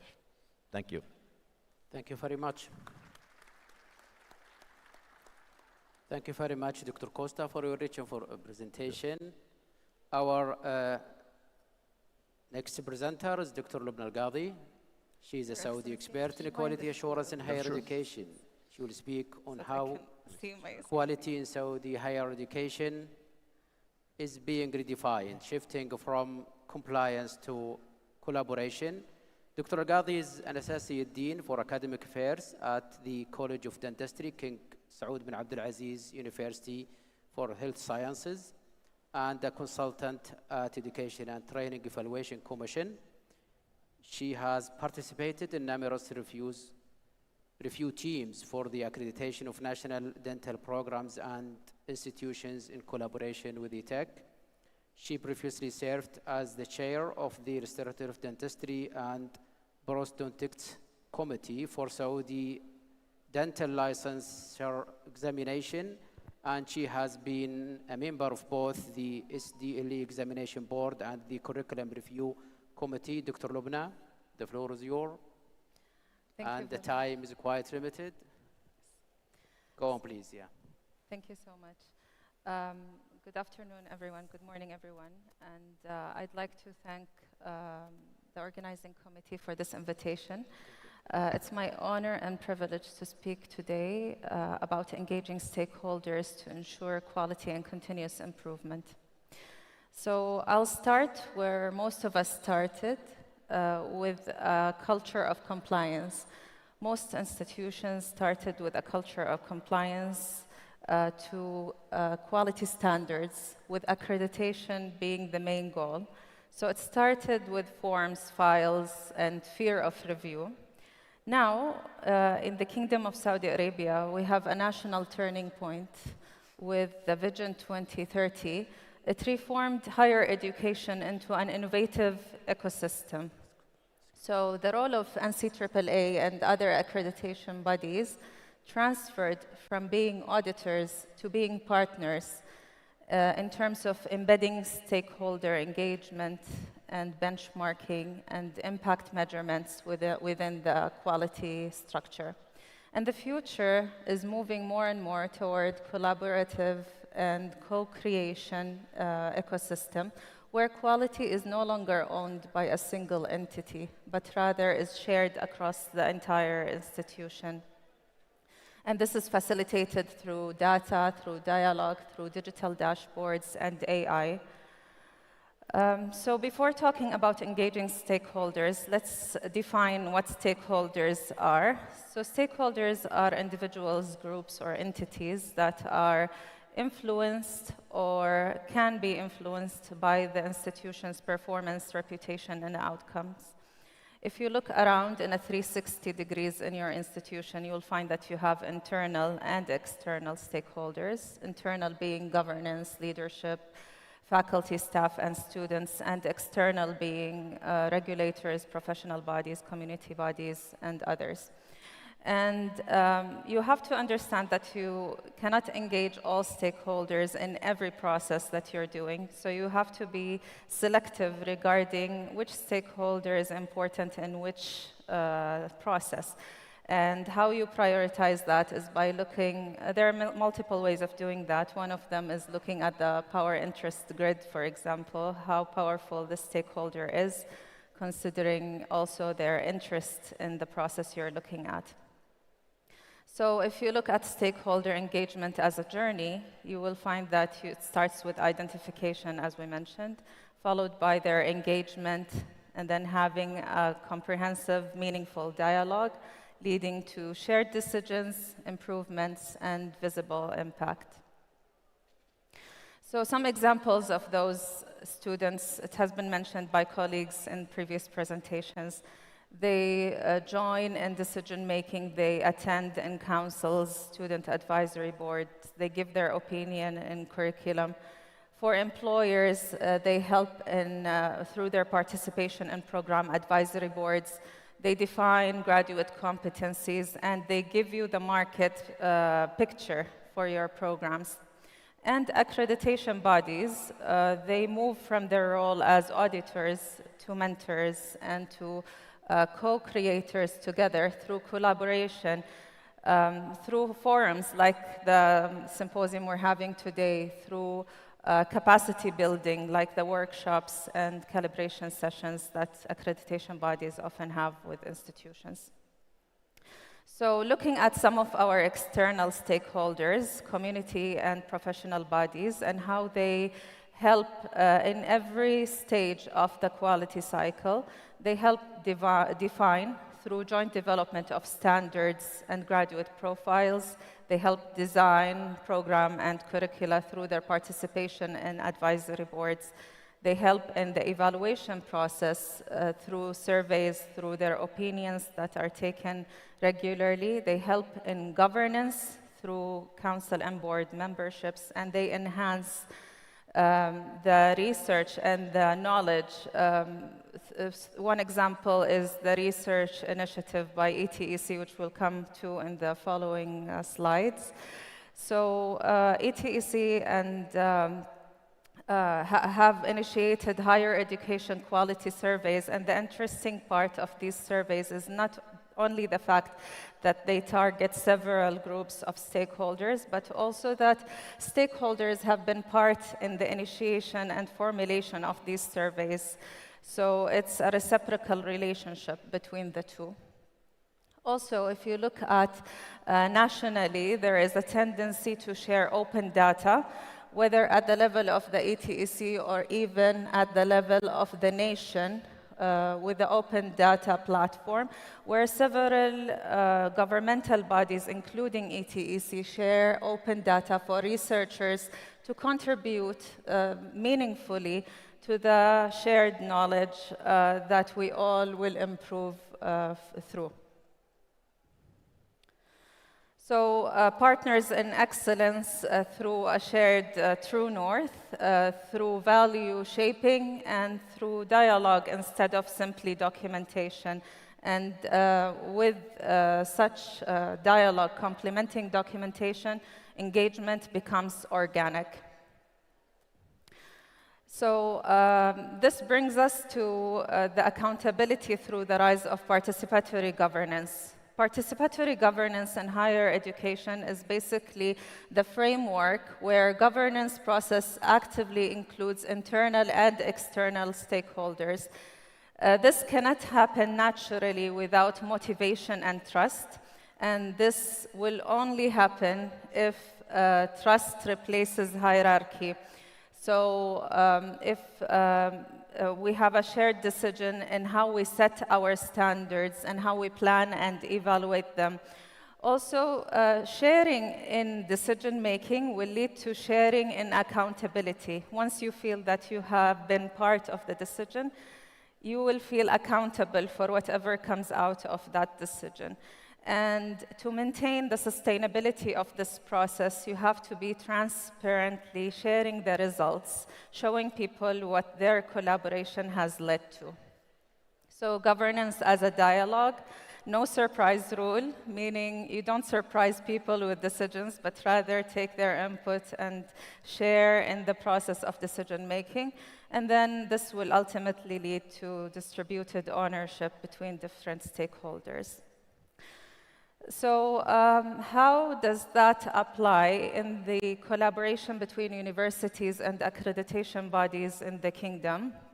In Saudi Arabia, accreditation is evolving, as we mentioned, from the compliance culture to the continuous improvement through partnership. Both NCAA, ETEC, and universities share a single goal to sustain educational excellence aligned with Vision 2030.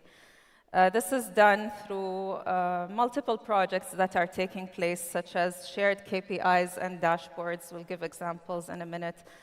Joint capacity building, such as workshops, symposia, and other meetings that where accrediting bodies become mentors and facilitators of knowledge instead of simply just auditors. The mutual review and feedback, accreditation does not stop at the point where the institution gets accredited, but rather it's a continuous cycle of improvement shared between the accrediting body and the institution through a continuous review. And the collaborative research and benchmarking projects.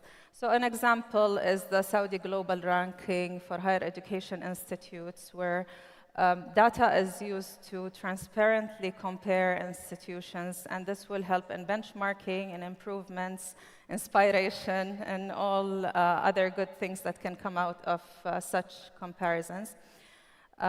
There is also the very interesting research partnership projects just recently launched by the Research Center for Evaluation, Assessment, and Accreditation, where researchers nationwide are invited to submit their proposals to ETEC in order for them to be supported for nationwide research that will ultimately enrich the body of knowledge that such accrediting body uses and will lead to perhaps reshaping the practices nationwide. So the core principle in this relationship is partnership over policing.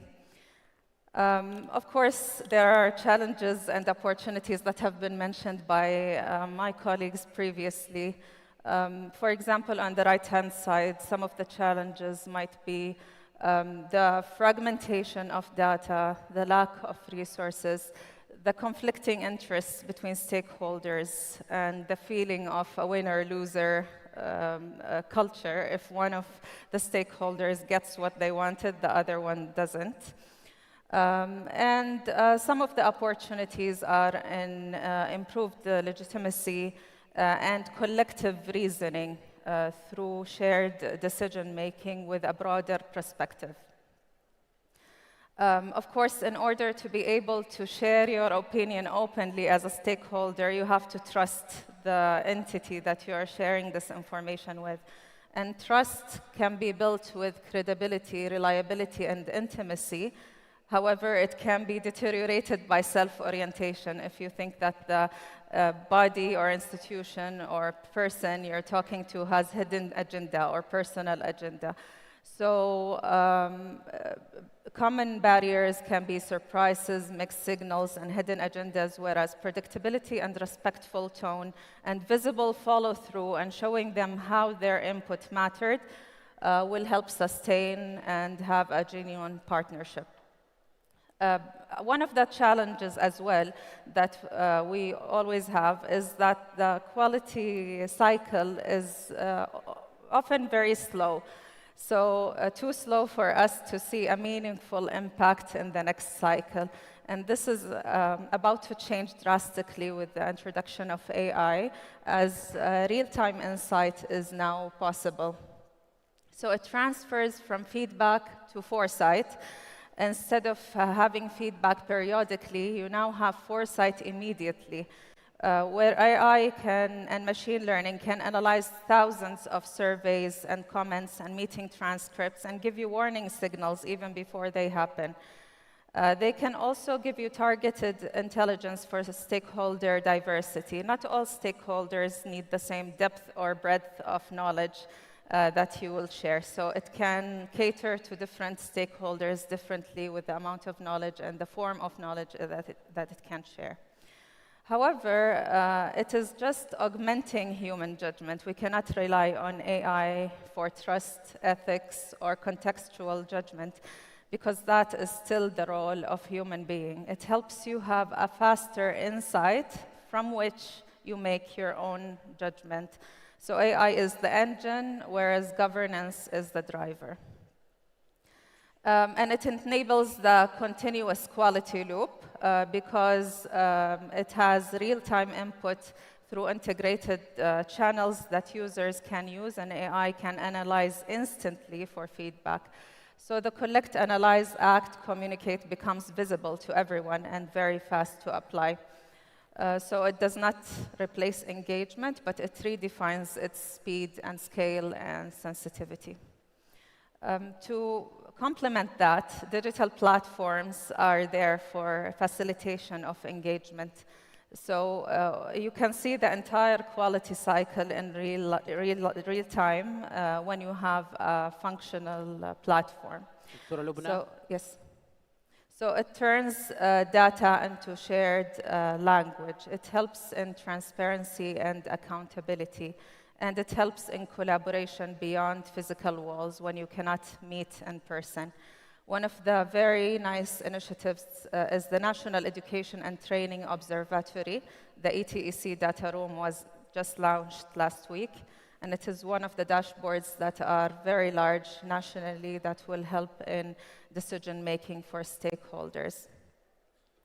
So I'm going to move to this very important slide, the microfeedback loops. to have a sustainable change, sometimes we cannot rely on the big quality loop, but rather on small breakdown of these loops, where you will have the role of informal practices playing there, where faculty share input over coffee, or students give their feedback informally to the course coordinator, or leaders recognizing quality initiatives in meetings regularly. And that's how you build the quality culture.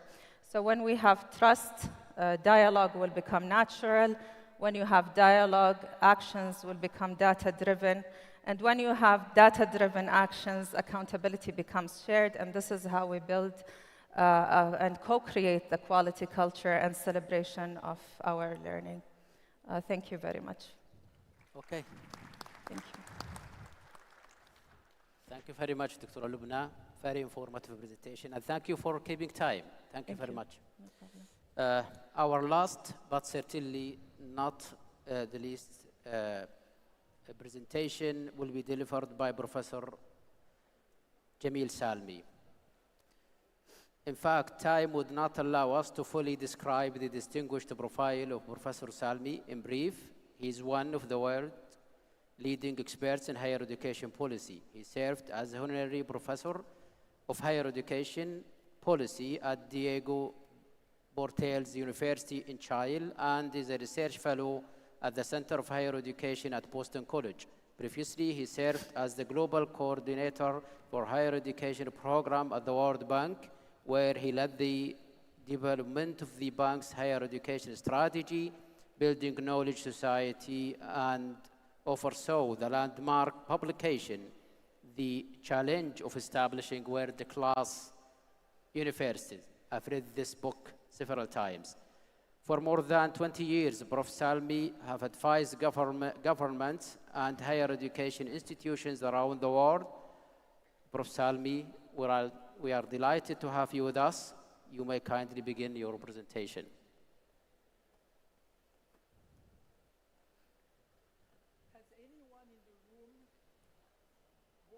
It's not working, sir. Okay.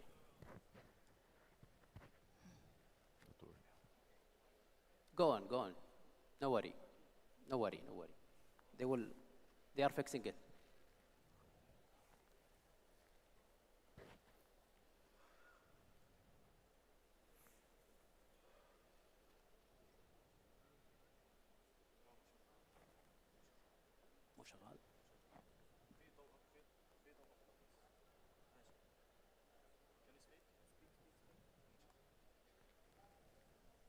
Would you like to switch?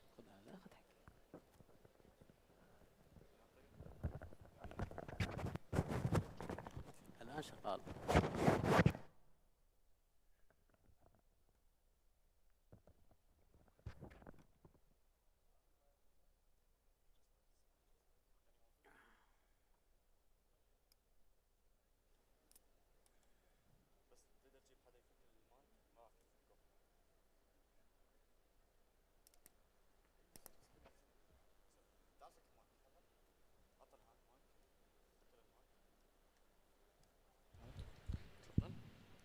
Take this one.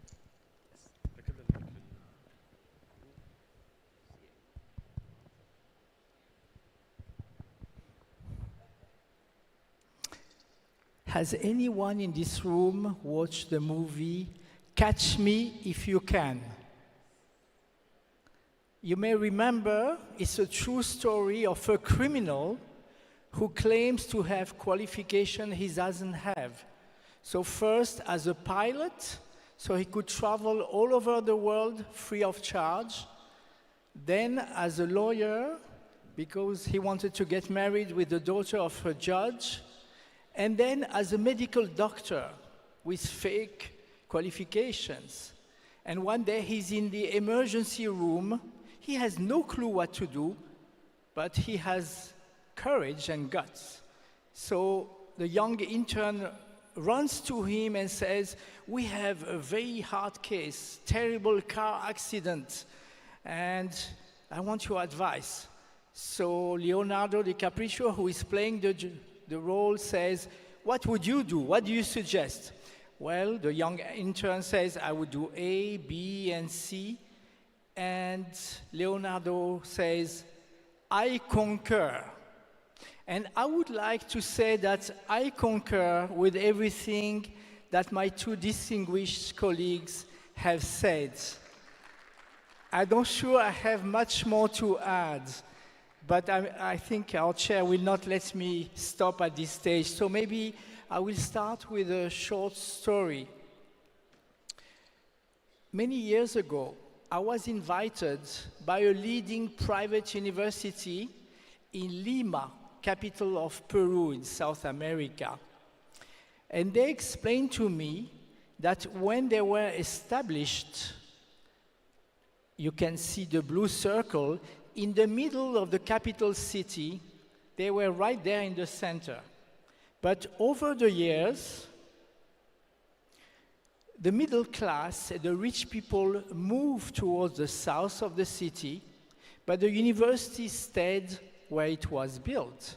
And they realized that they were losing students. They were not attractive anymore. So they asked me, can you advise us how to plan for the move of our campus? And I asked them, are you sure that it's about physical, geographical location? And we started a strategic planning process. And we realized that within the universities, no one spoke to each other. There were silos. Mathematics would not talk to medicine or to engineering. They would not talk to the world outside the university, to their alumni. And we realized that the reason why they had less students is that people outside perceived that they had lost quality and relevance. So they worked on that, and today they're again the #1 private university in Peru, and they're still at the same place. I will go very quickly because, as I said, my colleagues have handled very well the most important aspects. Who are the stakeholders? How do you engage with them? And I would repeat what you have already said, the importance of trust and leadership. So we have two types of stakeholders, internal and external. Internal, it's been already mentioned, the students, professors, administration, and let's not forget the board of the university, which is really the interface between internal and external stakeholders, who are the employers, the alumni, the philanthropes and future donors, local governments and communities, and society at large. So how do we engage with them? For centuries, we've had this traditional approach where professors with the knowledge in their brains would lecture for hours to the students without necessarily engaging them. Today, we know that real learning occurs only if students are active, interactive in the learning process, and if it's close to a reality, if it's experiential, as Professor Nasser also mentioned.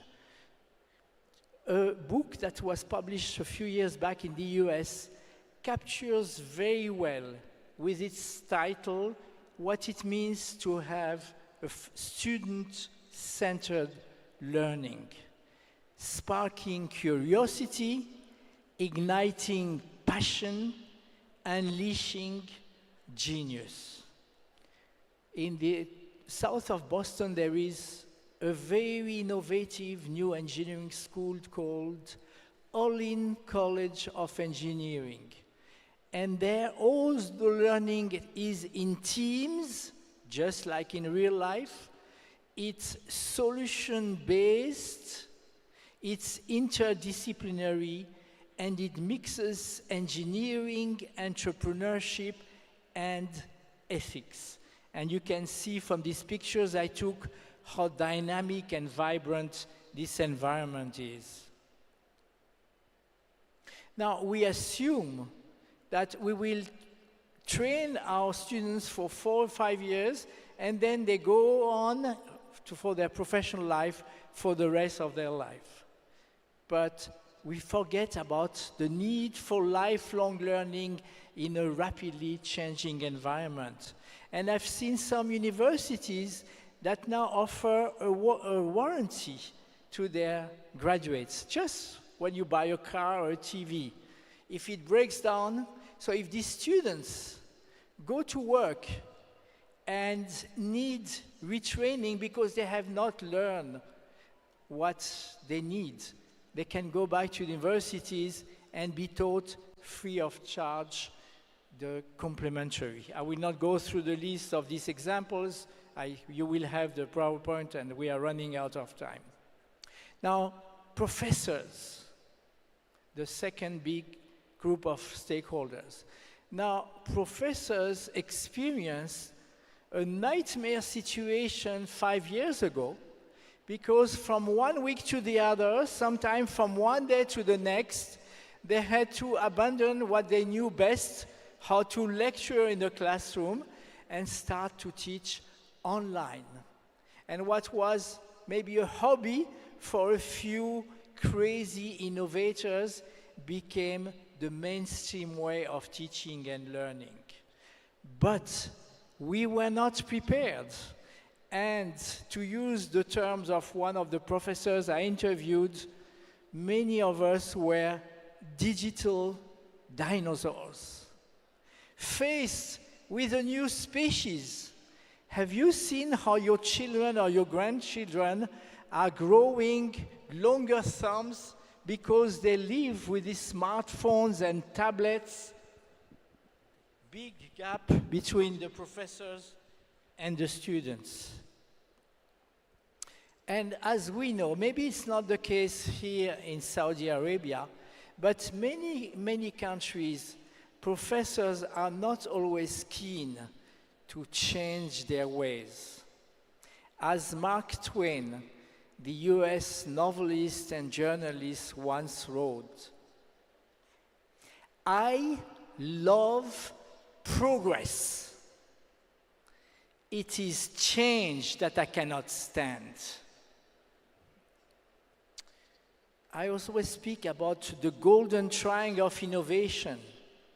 Professors co-creating with the students need to engage into active and interactive pedagogy, have an experiential curriculum, and formative evaluation.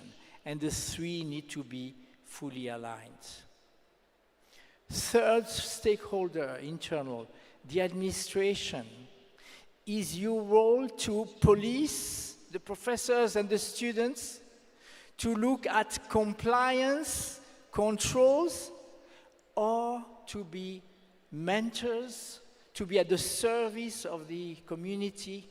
And what I'm saying here, I think, applies also to quality assurance agencies. Is it about compliance or about quality enhancement? And then the board, it's very important to engage with them. And for that purpose, they need to be autonomous. They need to have representatives from industry. In some countries, you have one or two, very timid. In others, it's parity. And in Hong Kong, in Singapore, for example, you have more stakeholders from industry than people from the university sector. And then you need to engage with industry. The first time I visited MIT, I was shocked or surprised to see that companies had to pay $50,000 every year just for the right to be informed or to attend conferences and to learn about new technological developments, because it was so important for them to be aware of development that could be useful for them. How do you engage with firms that has already been said very eloquently? Conversations for continuous scanning of technology and labor market trends. employers' feedback, internships for your students, having practitioners as visiting lecturers, entrepreneurships training. We need construction of curriculum with professionals. A few examples from Tunisia, where new masters have been set up at both University of Tunis or University of Sfax, for example, on operational cybersecurity, on avian science and technology in hot climates.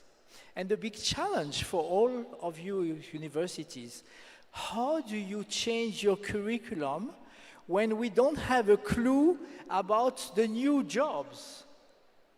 How do we prepare our students? We need also to engage with alumni.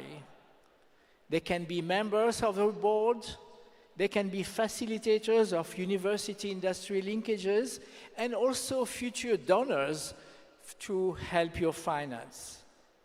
How do we engage with society? We cannot be ivory towers. We can try to contribute to the development of our country. A few years back in Chile, I helped the top engineering university with their strategic plan. They have a beautiful building, as you can see, and it's next to the sea, the Pacific Ocean. So I asked them, how many of your engineering degrees are linked to the future of the sea in terms of resources, engineering, etc.? And there was an embarrassed silence. None of them. They had only classic degrees. But we know that the next frontier is space and the sea. Now, I've already evoked the rapid change of the labor market, and we've seen many statistics relevant on this. The challenge is that we have intelligent robots that are likely to displace us in many jobs, and we have artificial intelligence. Here we have the list of the top 20 AI platforms used today. And the combined result is that we see many jobs disappear, new jobs emerging, and existing jobs have to change to adapt to the twin transitions, digital and green transitions. So if we want to engage with industry and create the future, prepare our institutions for the future, we cannot go on have this traditional shape of a pyramid where we attend only high school graduates and have some graduate studies. We need to become a star-shaped institution that will cater not only to the traditional degrees, but also to continuing professional development, career change studies, micro-credential boot camps, and do that on campus, online, in a hybrid mode, or in high-flex mode. So in conclusion, I want to finish with repeating the importance of trust and leadership. For many decades, we thought that we lived in a stable environment. 12 years ago, the president of Stanford University, Professor Hennessy, warned about the tsunami coming to higher education. Even though Stanford is next to the ocean, he was not talking about a physical tsunami, but about the digital transition. We live today in a VUCA era, where the characteristics of our environment are challenging. It's volatile, uncertain, complex, ambiguous. How do we prepare for that? Since I come from Morocco, let me share to finish a short anecdote. We used to have this gracious animal, the gazelle, who has a terrible life because every morning the gazelle wakes up thinking, today once again, I need to run faster than the faster lion if I don't want to be eaten up alive. Now, do you think the lion has a better life? I'm not so sure. Because every morning the lion wakes up thinking, today, once again, I need to run faster than the slowest gazelle if I don't want to starve. What's the moral of this small story? Doesn't make a difference if you are a small university, a big university, a poor university, or a rich university. You cannot afford to stay put. Because believe me, universities in Finland, in Singapore, or in China are not going to wait for you. And I share this picture with Dr. Nasser, which illustrates that we live in a very cruel world. But our world of higher education is different because in our DNA, we have learned to share, to collaborate, and to coordinate. And that's the only way forward. And to repeat what my distinguished colleague said, we can work together only if we trust each other. Trust is so powerful. At the same time, it's very fragile. Trust is about truth and transparency and shared values. And it's based on mutual respect. And I finish with leadership. We need to provide a transformative vision, inspiring goals. We need to base our planning on science, truth, and ethics. We need to engage with risk planning and analysis and mitigation, thinking always about the consequences. And we need to delegate and empower. And what are the implications for QA?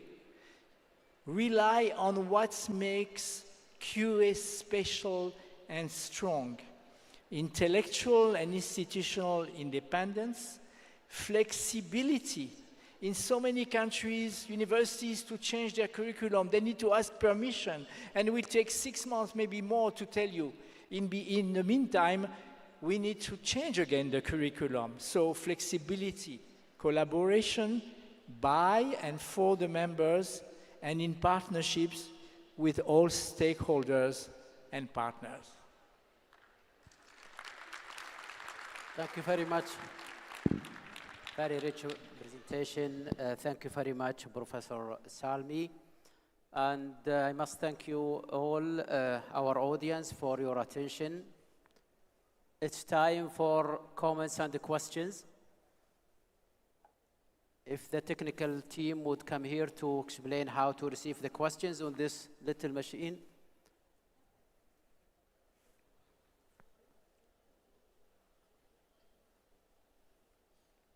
Thank you very much, Dr. Salmi.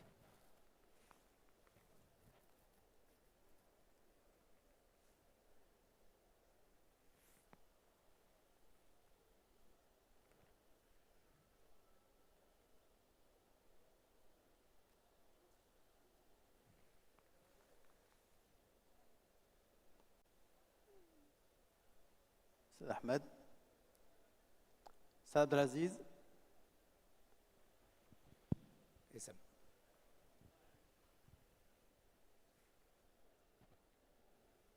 they told me that the questions would come on this mini iPad.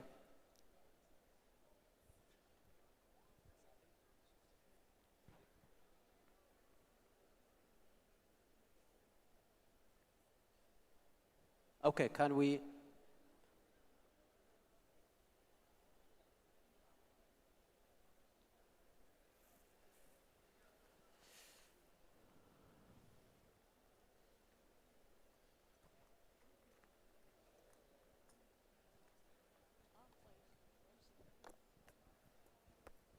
بشتغل. طيب السلام عليكم ورحمة الله وبركاته. It's much easier to give the question like this. يعطيكم العافية. Thank you so much for this informative session. Maybe I have a comment for Professor Jamil. In the movie, the character, he was asked, how did you pass the lawyer exam? Simply he said, I studied for that. So my question or my comment, it's about the feedback from our important stakeholders, the employer. They are more interested in the knowledge of our graduates or more interested in the skills of our graduates. How do you ensure university will be responsive to these feedback from the industry? It's a challenge. So if this will be helpful to answer, please. Okay. Okay, thank you for the question. Would you like to jump in, Professor Salmi? I think it starts with a change in our mindset. We have to be humble.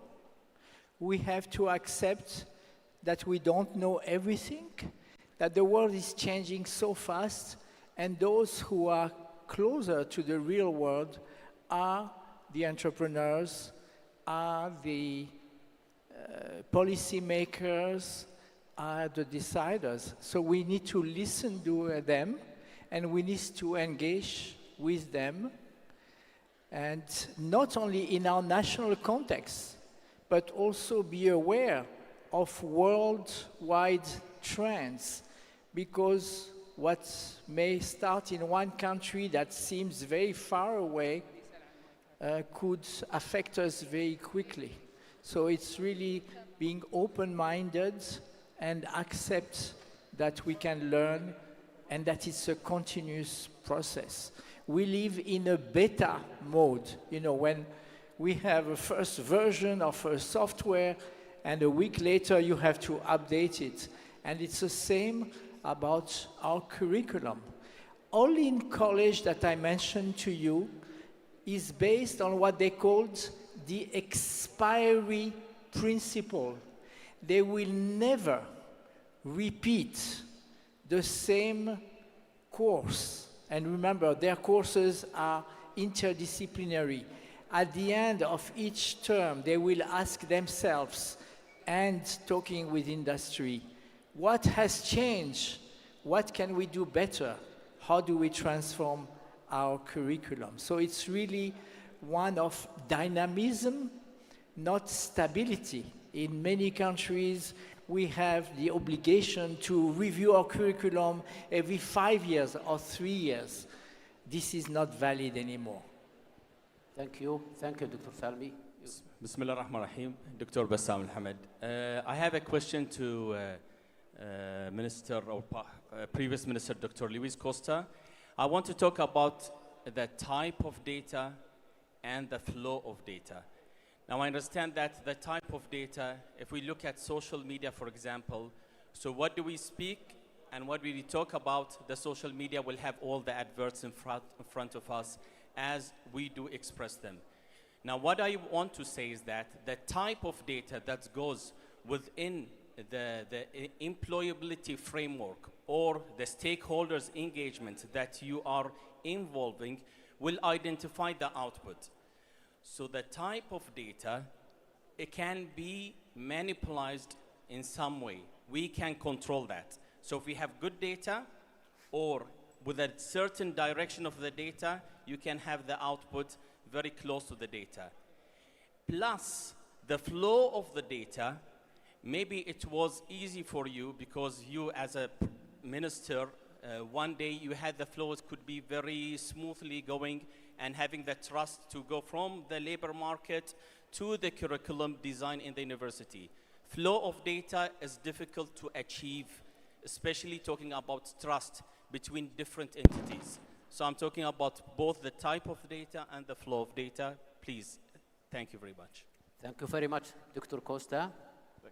Well, you are very true. I mean, we got challenged. The first challenge, as you said, is time.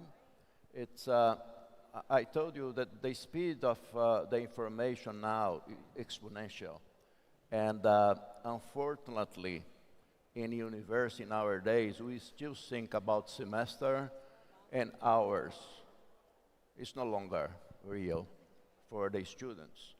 I got 4 grandchildren. They got 10, 9, 4, and 5. they will never go to university to be there for semesters and stay in a class for 50 minutes. It will change. We need to change it. What the university will do is the same, but the way to do it needs to change. Firstly, as you said, is time. I mean, the time of information. And also the time, how we get the information for market, how do you work with social media, as you said, and take it to the students, and how to apply it. There is no other way to do it without artificial intelligence. And we need to be very careful with the data. So that's why I talked about trust. You need to have trust with the employee, the market, and also of the universe. And it's a question of to build it. But it's possible to do it now. We can do something that is completely, let's say, close to your university and to the employee with trust and so on. But it's a challenge, but it needs to be done as quickly as possible. Thank you very much, Dr. Costa. Yes. Thank you very much, distinguished panelists, for a very enriching and enlightening views. A quick question to the distinguished panelists. I come from industry. I spent my entire professional life coming from industry. So the question is, what is the best modalities that ensure that industry is very much engaged with universities in order to become, the entire economy to become competitive and also impactful? There are different ways of partnership. I'm not quite sure if they are very successful. In your opinion, what is the best place, what's the best modalities to ensure structure, governance, and a sustainable strategic partnership established between industry and the universities and the academic sector in general? Thank you very much. Dr. Costa, would you like to take over the question, or for you the question? Go. Start first. Okay. Sorry. Maybe my colleagues will not agree with me, but I don't think there is one way of doing it right. I think it depends very much on the context and on the purpose of the partnerships. And whether you are doing a partnership at the institutional level or the level of one department or initiated by a professor. The only thing I would suggest is that if it's the institutional level, don't try to have many partnerships. I would rather advocate for what I call deep partnership with partners who share your philosophy, where you have mutual trust. It's the same with international partnerships. You know, universities sometimes are very proud to say, I have 400 MOUs with universities all over the world. But in reality, when you see which ones are active, very few. So focus, shared objectives, and philosophy. That would be my advice. I would like to add to that is the universities should also focus on soft skills and making their students more of a lifelong learner and flexible learner, because as my colleagues correctly mentioned, the job market is moving in a faster pace than the curriculum is in the institution. And so when they go for internships or co-op training, they find that the technology there is a little more advanced than what they have been traditionally taught. And to cope with that, they have to have the mentality and the soft skills to be able to jump in to the new task that they're being introduced to in the job market when they have their internships and later when they graduate and get an employment. That would be what I would like to add. Thank you. Well, that's a very good question. Well, how can you build a good partnership? You need to see value. There are two types of partnership normally that happens at the university. Firstly, someone comes to the university with a problem and ask the university to solve that problem. That's one way to do it. But it's very low, it's not deep one. And the second one is when the university needs to talk with the industry, to have internship and so on, and goes to them and ask. Also, is not a good one. The good one is the one that's built looking to the future and to the present, and there is trust between them. We need to sit down to talk, and Samir said, the university needs to learn that he not has all the knowledge of the world. In the past, it was like that, but it's no longer like that. So we need to be humble, that's true, and to talk with people and see that sometime we got a lot of good feedback from the industry, from employees, from society. As I told you, in my former university in Brazil, it's agricultural university. So it was very good to see the farmers to go there because they knew that they could get someone from it. But as a rector of the university, I never allow the professor say, okay, I got all the knowledge I'll give to you. We also hear to them what they said, the knowledge that they have. So we need to build it with values and trust, and to understand that they can get out something out of it, but also we can get out something out of it. Thank you. More questions, please. مرحبا. Where is the mic? Here. Okay. مرحبا. فهد الأحمري كاتب في صحيفة الرياض. واضح؟ أعتقد أن الشبكة العربية لا تمانع من مداخلتي باللغة العربية. واضح بروف نياف؟ Do you speak in Arabic? Yes. تتكلم عربي أنت؟ Yes. فأقول أنه هناك يعني حديث ويثار مداخلات حول موضوع هل التعليم العالي مواكب لسوق العمل حاليا. هذا لا يعني أن التعليم العالي ليس محل تقدير. أنا باحث في التعليم العالي، لكن هذا ما يدار في جانب سوق العمل. وهل هذا يعكس يعني خلل في المؤامة البرامج الأكاديمية مع احتياجات السوق، أم أن هذا من متطلبات الوضع الراهن التقني؟ شكرا لكم. طبعا أنا ما سمعتك بصورة جيدة حقيقة، لكن كان السؤال عن يعني هل التعليم العالي يعد يعني لسوق العمل للوظيفة مباشرة، كذا سؤالك كان؟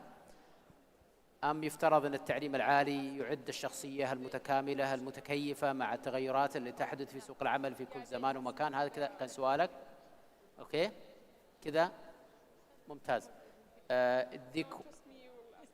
The question is about the connection between higher education and labor market. Should universities prepare individuals to participate directly in the labor market on specific jobs, or should universities work in a different manner where the personality is well prepared to be able to be adaptive to the labor market, to be flexible, to be solid personality with the foundations needed, to maybe changing the career every now and again. Is it clear for you? Would you like to start, Professor? Yeah. Okay, yeah.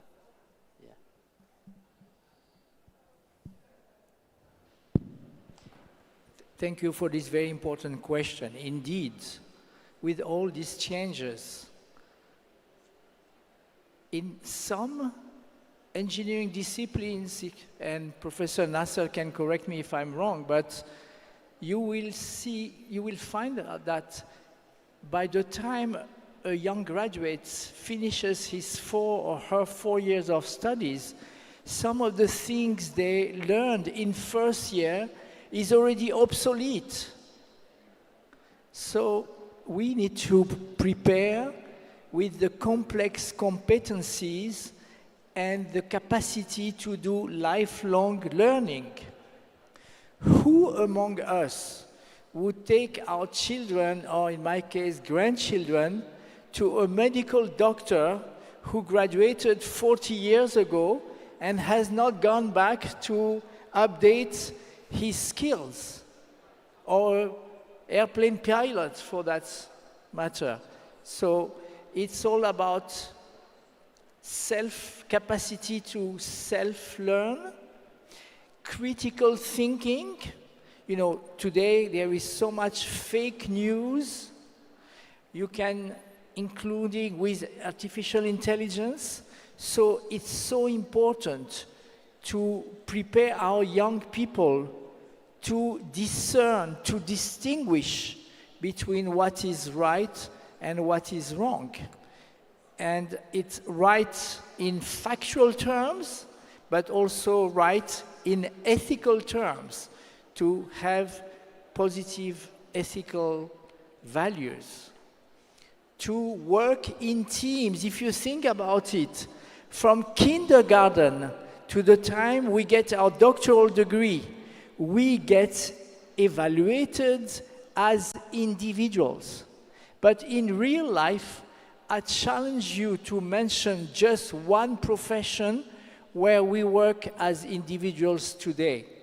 So it's all these transversal capacities, critical thinking, creativity, values, teamwork, and communication. I like when I visit employers in many countries, I like to ask them, what do you think about this or this university in the neighborhood? And they usually have the same response. Oh, they are very strong technically, but their graduates, they don't know how to work. Thank you, Dr. Lubna. Yes, exactly right. I think that building the personality with flexibility and lifelong learning skills, until our teaching model and curriculum model adapts to this dynamic way, and I don't know how, I cannot foresee how this will happen. It's very vague to me personally, and I think to many people, how we're going to teach our students in the coming years, in the very close coming years, with everything changing around them. So I don't see any way but building on their personality so they can stand alone in the job market regardless what they are faced with. Thank you. Dr. Costa? That's a very good question. I will try to answer with two kinds of universities.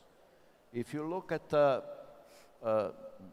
medical doctor, lawyers, civil engineers and so on, that you need to have a certification to go to work. They will go to university because they need that. They will stay there for 4 or 5 years because they need to get the paper and the certification.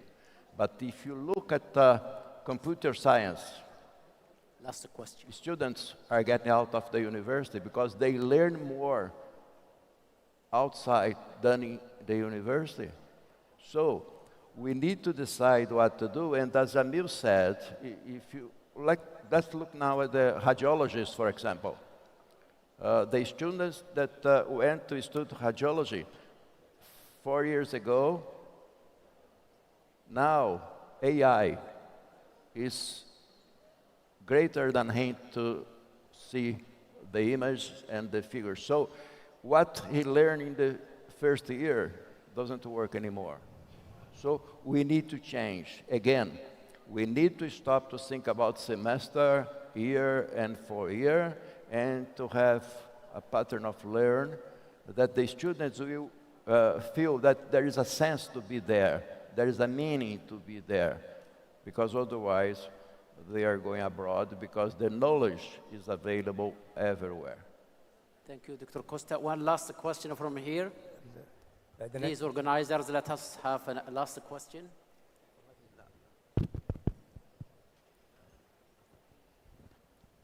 The mic in here, please. أعطونا آخر واحد معلش. Assalamu alaikum. Assalamu alaikum. I'm Dr. Asif Hassan from Saudi Electronic University. First of all, I'm really thankful for these nice presentation. My question is with Dr. Lubna. She has, in her presentation, she said about an informal way of closing the loop. I'm wondering how it could be, because everything is based on evidence and data. Because I'm also in a team of accreditation in our university. So I'm wondering how we can have this closing the loop based on informal sessions. Okay. Thank you. Would you like to take this question? Thank you very much for your question.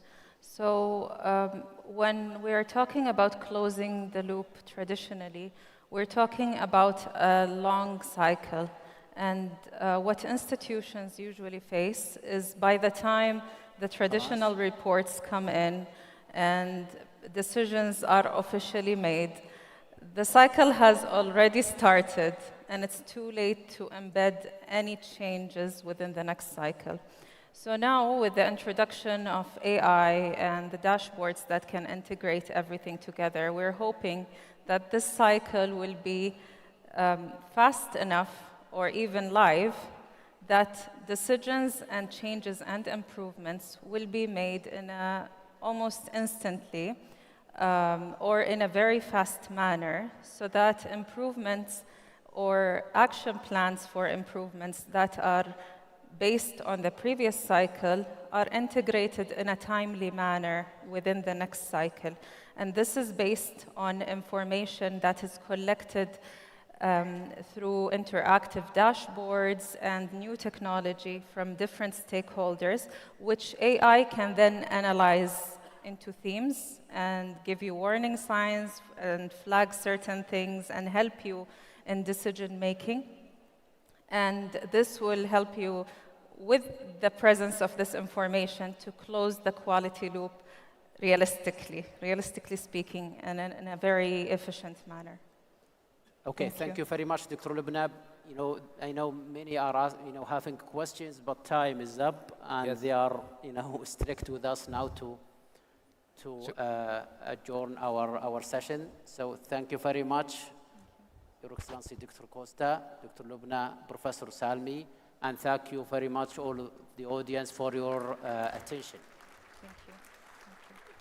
يسعدنا الآن أن يتقدم سعادة الأستاذ الدكتور نياف الجابري بتكريم متحدثي الجلسة الأولى للمؤتمر.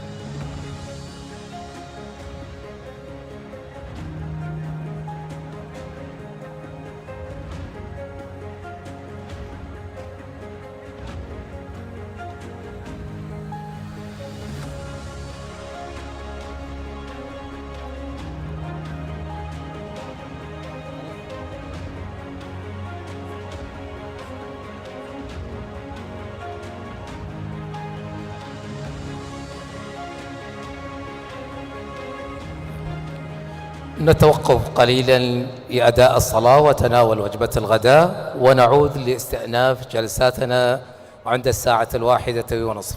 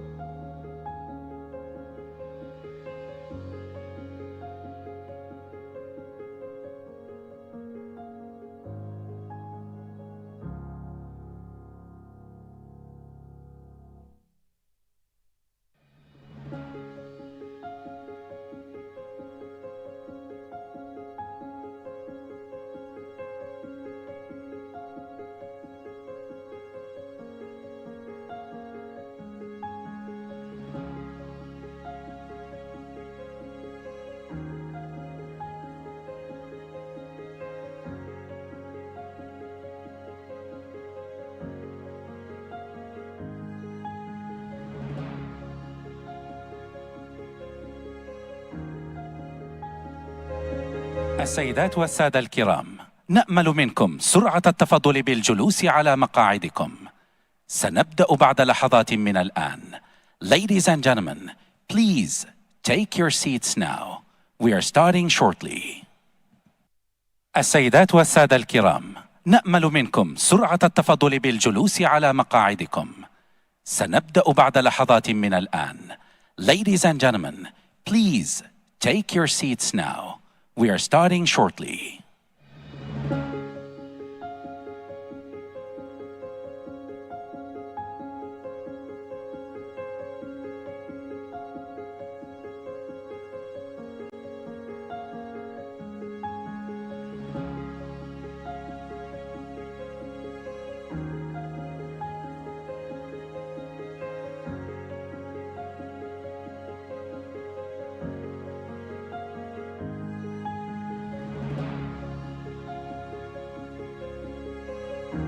السيدات والسادة الكرام، نأمل منكم سرعة التفضل بالجلوس على مقاعدكم.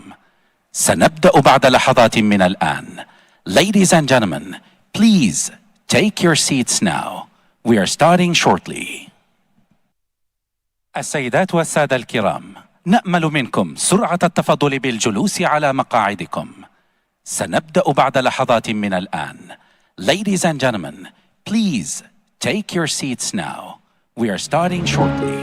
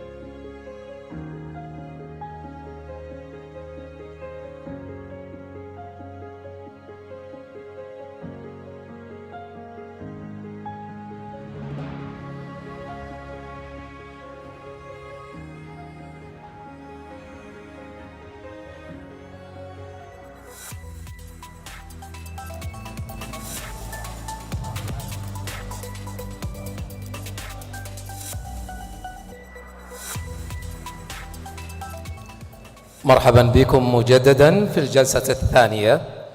دور الطلبة في ضمان جودة التعليم العالي وقياس أثر مشاركة أصحاب المصلحة. مع رئيسة الجلسة سعادة الدكتورة جوخة شكيلية، الرئيس التنفيذية للهيئة العمانية للاعتماد الأكاديمي وضمان جودة التعليم.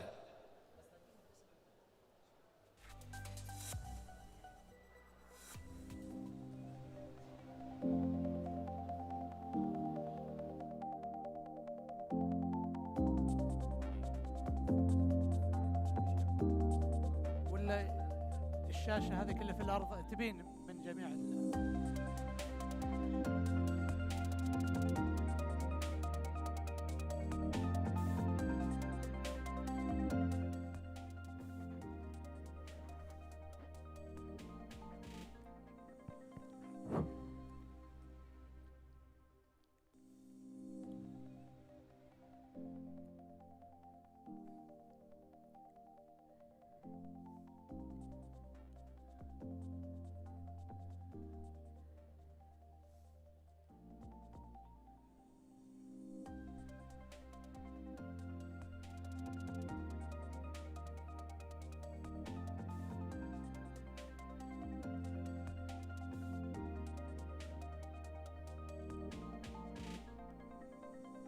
السلام عليكم ورحمة الله وبركاته. كيف النشاط يا جماعة؟ أنا أعرف إنه الجلسة اللي بعد الغداء جلسة متعبة نوعاً ما، لكن إحنا نوعدكم بمحتوى راح يصحصحكم كلكم، وإذا ممكن أيضاً اللجنة التنظيمية تمر عليكم بفنجان قهوة على أساس الكل يكون معنا. بسم الله الرحمن الرحيم وبه نستعين. نبدأ الجلسة الثانية بإذن الله تعالى عن دور الطلبة في ضمان جودة التعليم العالي وقياس أثر مشاركة أصحاب العلاقة. هذه الجلسة حقيقة يمكن نريد نأكد على أنها جلسة بالرغم من أنه العنوان ربما يكون اعتيادي ومألوف، ولكن في الحقيقة ما وراء هذا المحور الكثير. دق ناقوس الخطر في قطاع التعليم بشكل يعني بكل مستوياته، ولكن في قطاع التعليم العالي ربما أكثر. المستقبل لا ينتظر، الأنظمة تتقادم، ودور الطالب من المتلقي السلبي إلى الفاعل وصانع الأثر وصانع السياسات أيضاً. كنا عندما نسمع لفظ صانع السياسة يبدو إلى مخيلتنا أنه المسؤول أو القائد، ولكن تتغير قواعد اللعبة ليكون صانع السياسة هو الطالب. ومن هنا ومن هذه الجلسة ستأتي تساؤلات كثيرة. كيف نجعل صوت الطالب قوة فاعلة داخل المؤسسة؟ وكيف نحول المشاركة إلى أثر حقيقي قابل للقياس؟ وكيف نبني منظومة جودة قادرة على احتضان جميع أصحاب العلاقة بفاعلية ومسؤولية؟ وحتى نقترب من الإجابة على هذه التساؤلات، رحبوا معي بضيوف هذه الجلسة من الخبراء والمتخصصين، وهم الأستاذ الدكتور حسام حمدي، رئيس جامعة الخليج الطبية بدولة الإمارات العربية المتحدة سابقاً، والأستاذ الدكتور يوسف بن عبد عسيري، رئيس جامعة الطائف بالمملكة العربية السعودية، وسعادة الأخ بدر بن سيف الكندي، مدير مكتب الشبكة الخليجية لضمان جودة التعليم العالي بدول مجلس التعاون.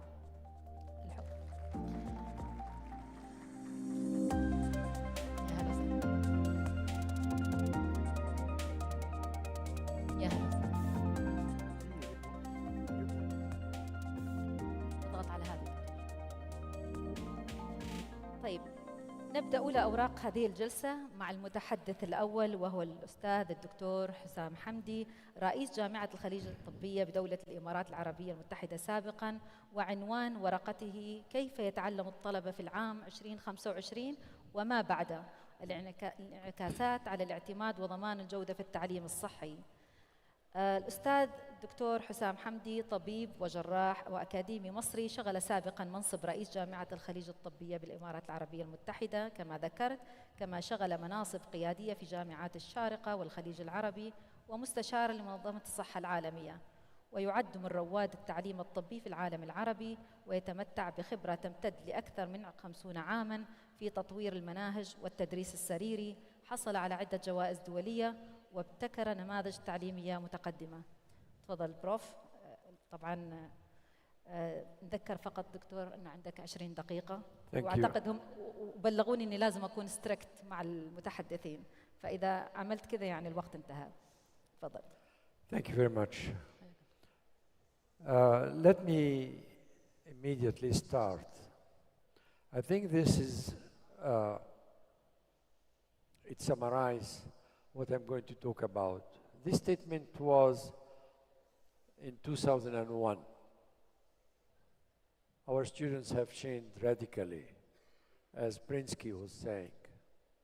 And today students are no longer the people our educational system was designed to teach. So what about 2025? So 25 years, this was the situation. And what I'm going to talk about is mainly about the changes and trying to answer these questions and look at the implication and the impact of these changes on the whole ecosystem of higher education. It doesn't matter it is health profession education or engineering education. The principles are the same and the impact is the same. Let me first indicate there is a complex relation. Again, please forget about medical education between professional education and the workplace. Here in specific medical education and healthcare. And medical education is situated in the middle between two systems, the educational system and the healthcare system. And the question, who is in the driving seat? Who leads the other? And I believe it is the community expectation, the healthcare system, which drives the education. We have been talking about the industry and how to produce and graduate professionals to respond to the industry need. It's the same in healthcare system. So the healthcare system is in the driving seat. And the changes which are happening in the healthcare system are much faster than the medical education or the health professional education systems. And I would like you to look at all these changes through the lens of system thinking, because what we see the iceberg, when we see a problem at the tip of the iceberg, we have to be conscious about the other systems who are below the level of the water, because these systems, they talk to each other, and failure of communication between the system is what leads to the presence of a problem, which we see it at the tip. I will start by what everybody is talking now about, competency-based education, competency-based education. But when you look carefully to what we are doing, still we are subject-based, but we have competency frameworks, which we hope that we design our curricula based on these competencies. But there is a gap between them. And now we are moving, and it was mentioned this morning by Dr. Jamil, about trust. So we are now more, not about competency, which is ability to do something, but can I trust this doctor or nurse to treat me or to treat my child? There are differences. So trust-based education and entrustable professional activities is something we are talking about at present. But the problem of competency-based education, that the competencies are poorly described and they overlap. And competency is in its totality. We cannot deconstruct a competency and try to teach and measure each component. Knowledge is inseparable from practice and inseparable from ethics and professionalism and so on. And when you talk about a curriculum, which curriculum are we talking about? The one in our document, or the one which is actually implemented, or the one which the students learn? There are many types of curriculum. So we have to be conscious, and try to reduce the gap between these types of curriculum.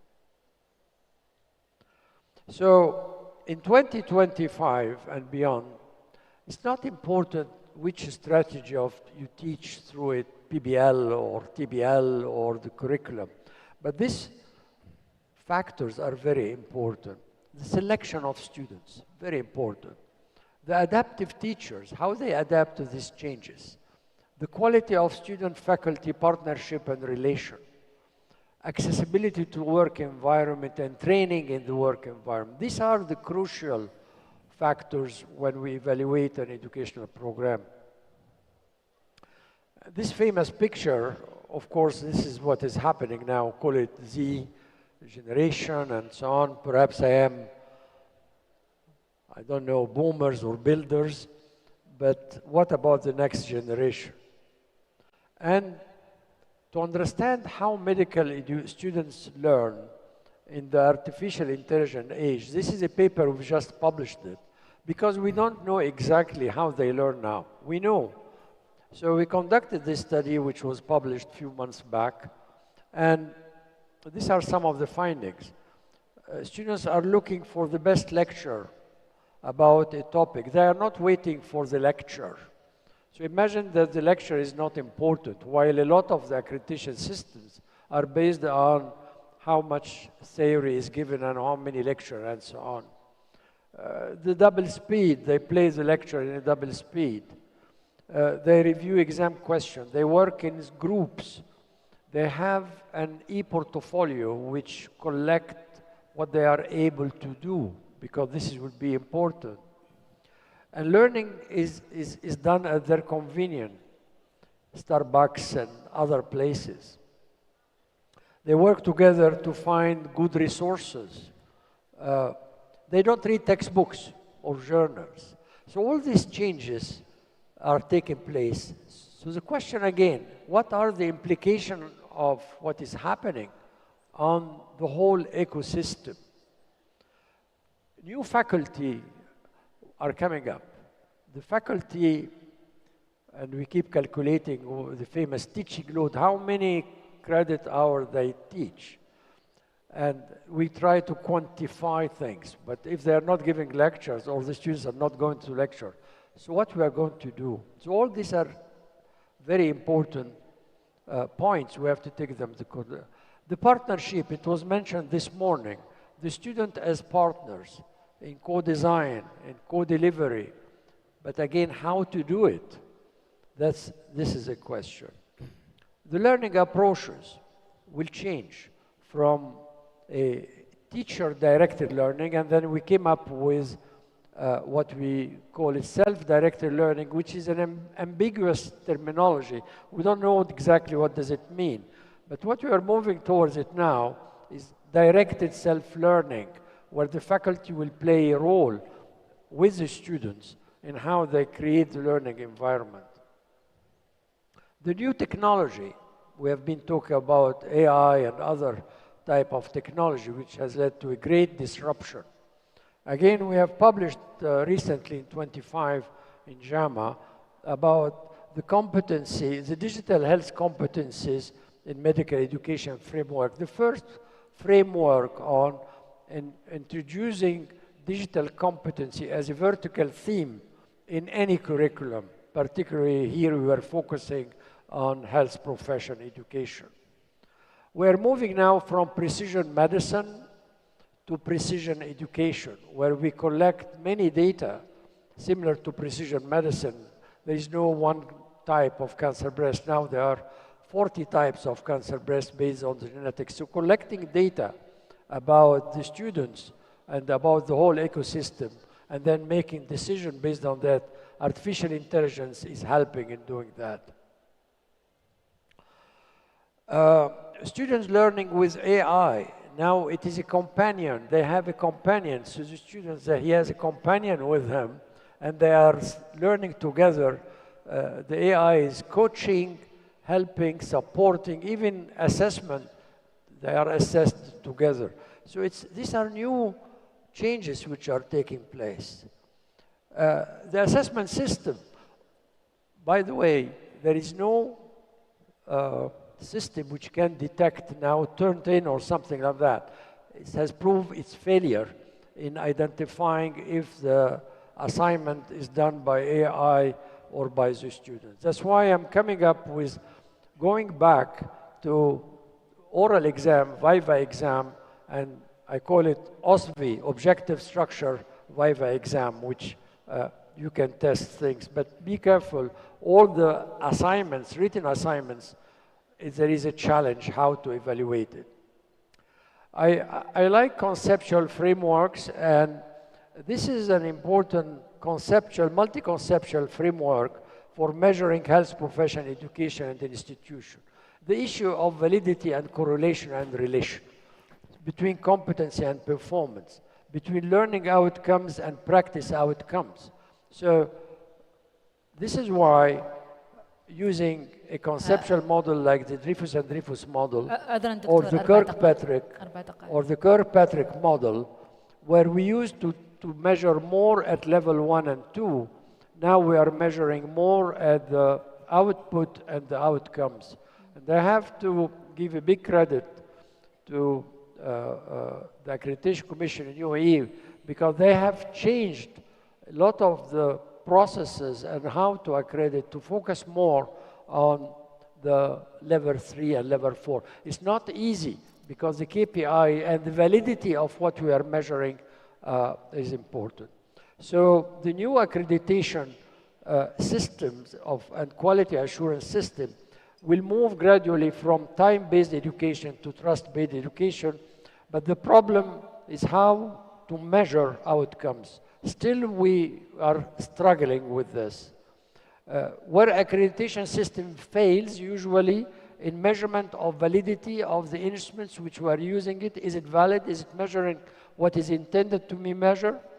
And we have to understand that precision in social sciences is weak, to be precise in measuring.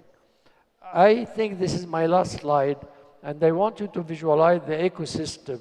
If one element, which is medical students learning in 2025 and beyond, is changing, what is the impact of that on the whole ecosystem?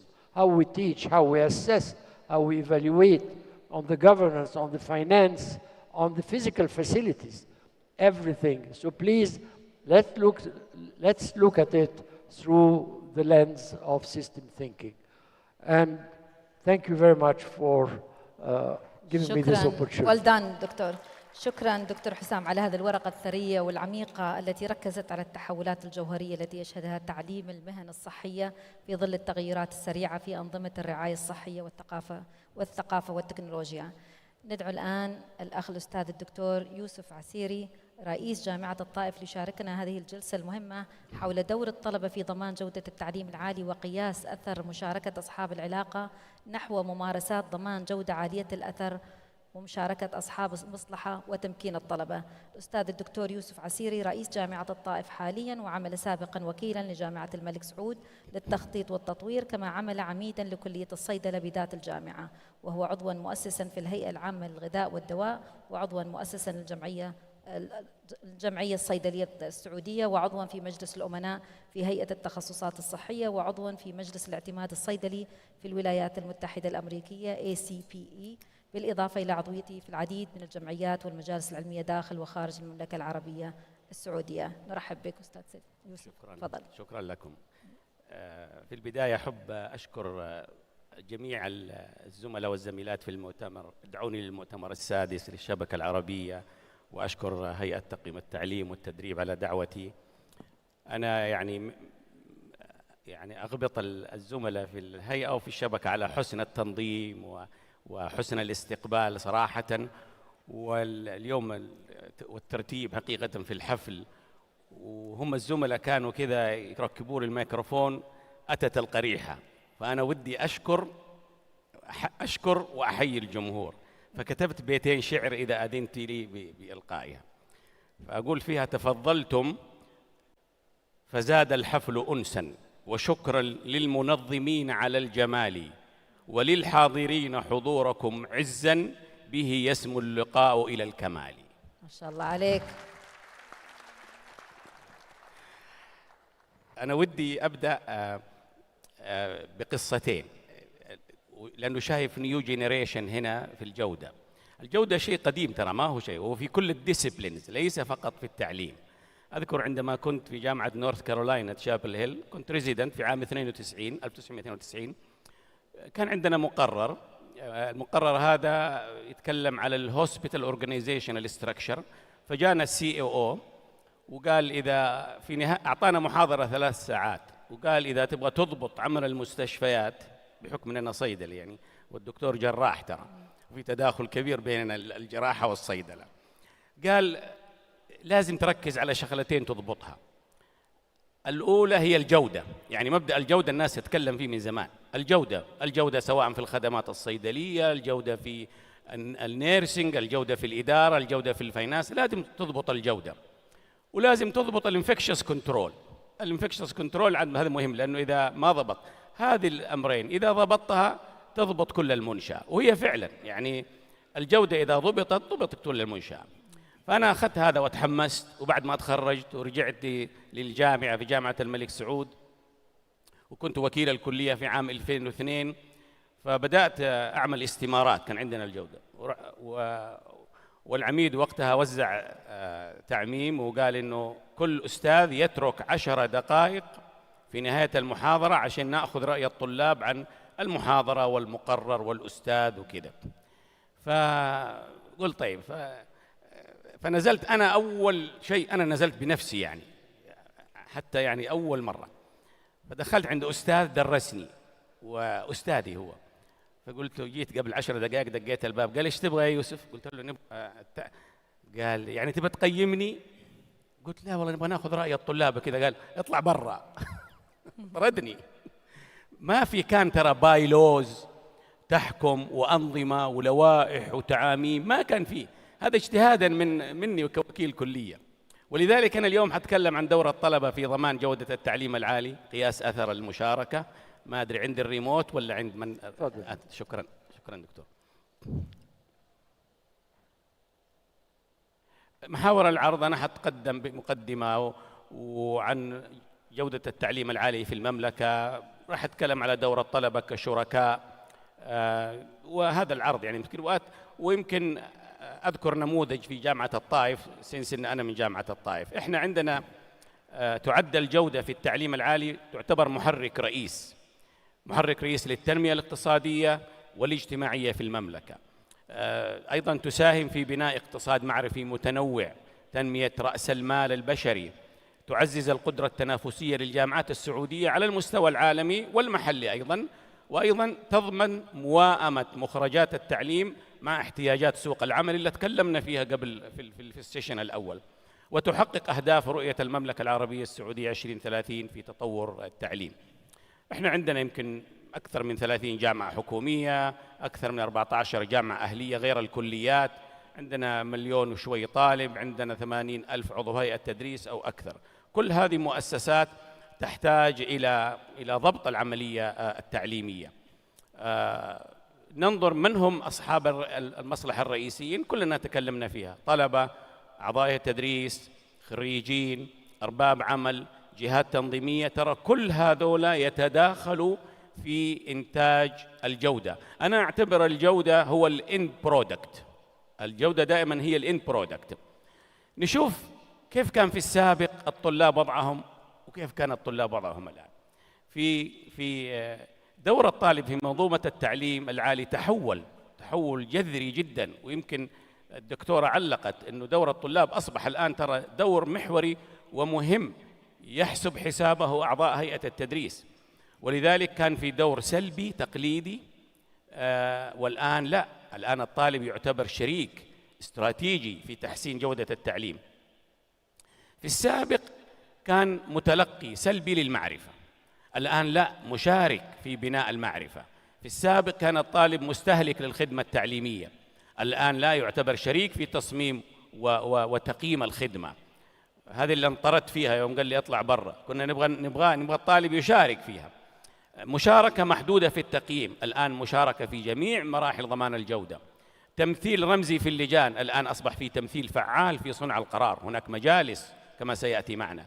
تغذية راجعة في نهاية المقرر أيضا، لكن الآن تغذية راجعة ومستمرة ومؤثرة في داخل القاعة وخارج القاعة. أيضا للطالب دور في داخل القاعة، الطالب يشارك مشاركة فعالة في المناقشات، في الأنشطة التعليمية، يطرح الأسئلة، يتفاعل مع المحتوى، يقدم تغذية راجعة حول أساليب التدريس، المشاركة في الأقران والتعلم التعاون اللي هو البير، اقتراح موضوعات وأنشطة إثرائية خاصة عندما يعمل التقييم في نهاية المقرر. خارج القاعة استطلاع تقييم المقررات والبرامج، المساهمة في مراجعة وتطوير المناهج الدراسية، المشاركة في مجموعات التركيز لتحسين الخدمات، العمل كمرشدين أكاديميين للطلبة الجدد، أيضا المشاركة في البحوث المتعلقة بتطوير التعليم كسامبل. 5 دقائق دكتور، 5 دقائق. طيب، هناك صوت للطالب في صنع القرار المؤسسي. أول شيء عندنا المجالس، عندنا مجالس أكاديمية، الطالب يشارك في مجالس الكليات، الأقسام الأكاديمية ممثل عن الطلبة، في لجان الجودة، في المجالس الطلابية والمجالس الاستشارية.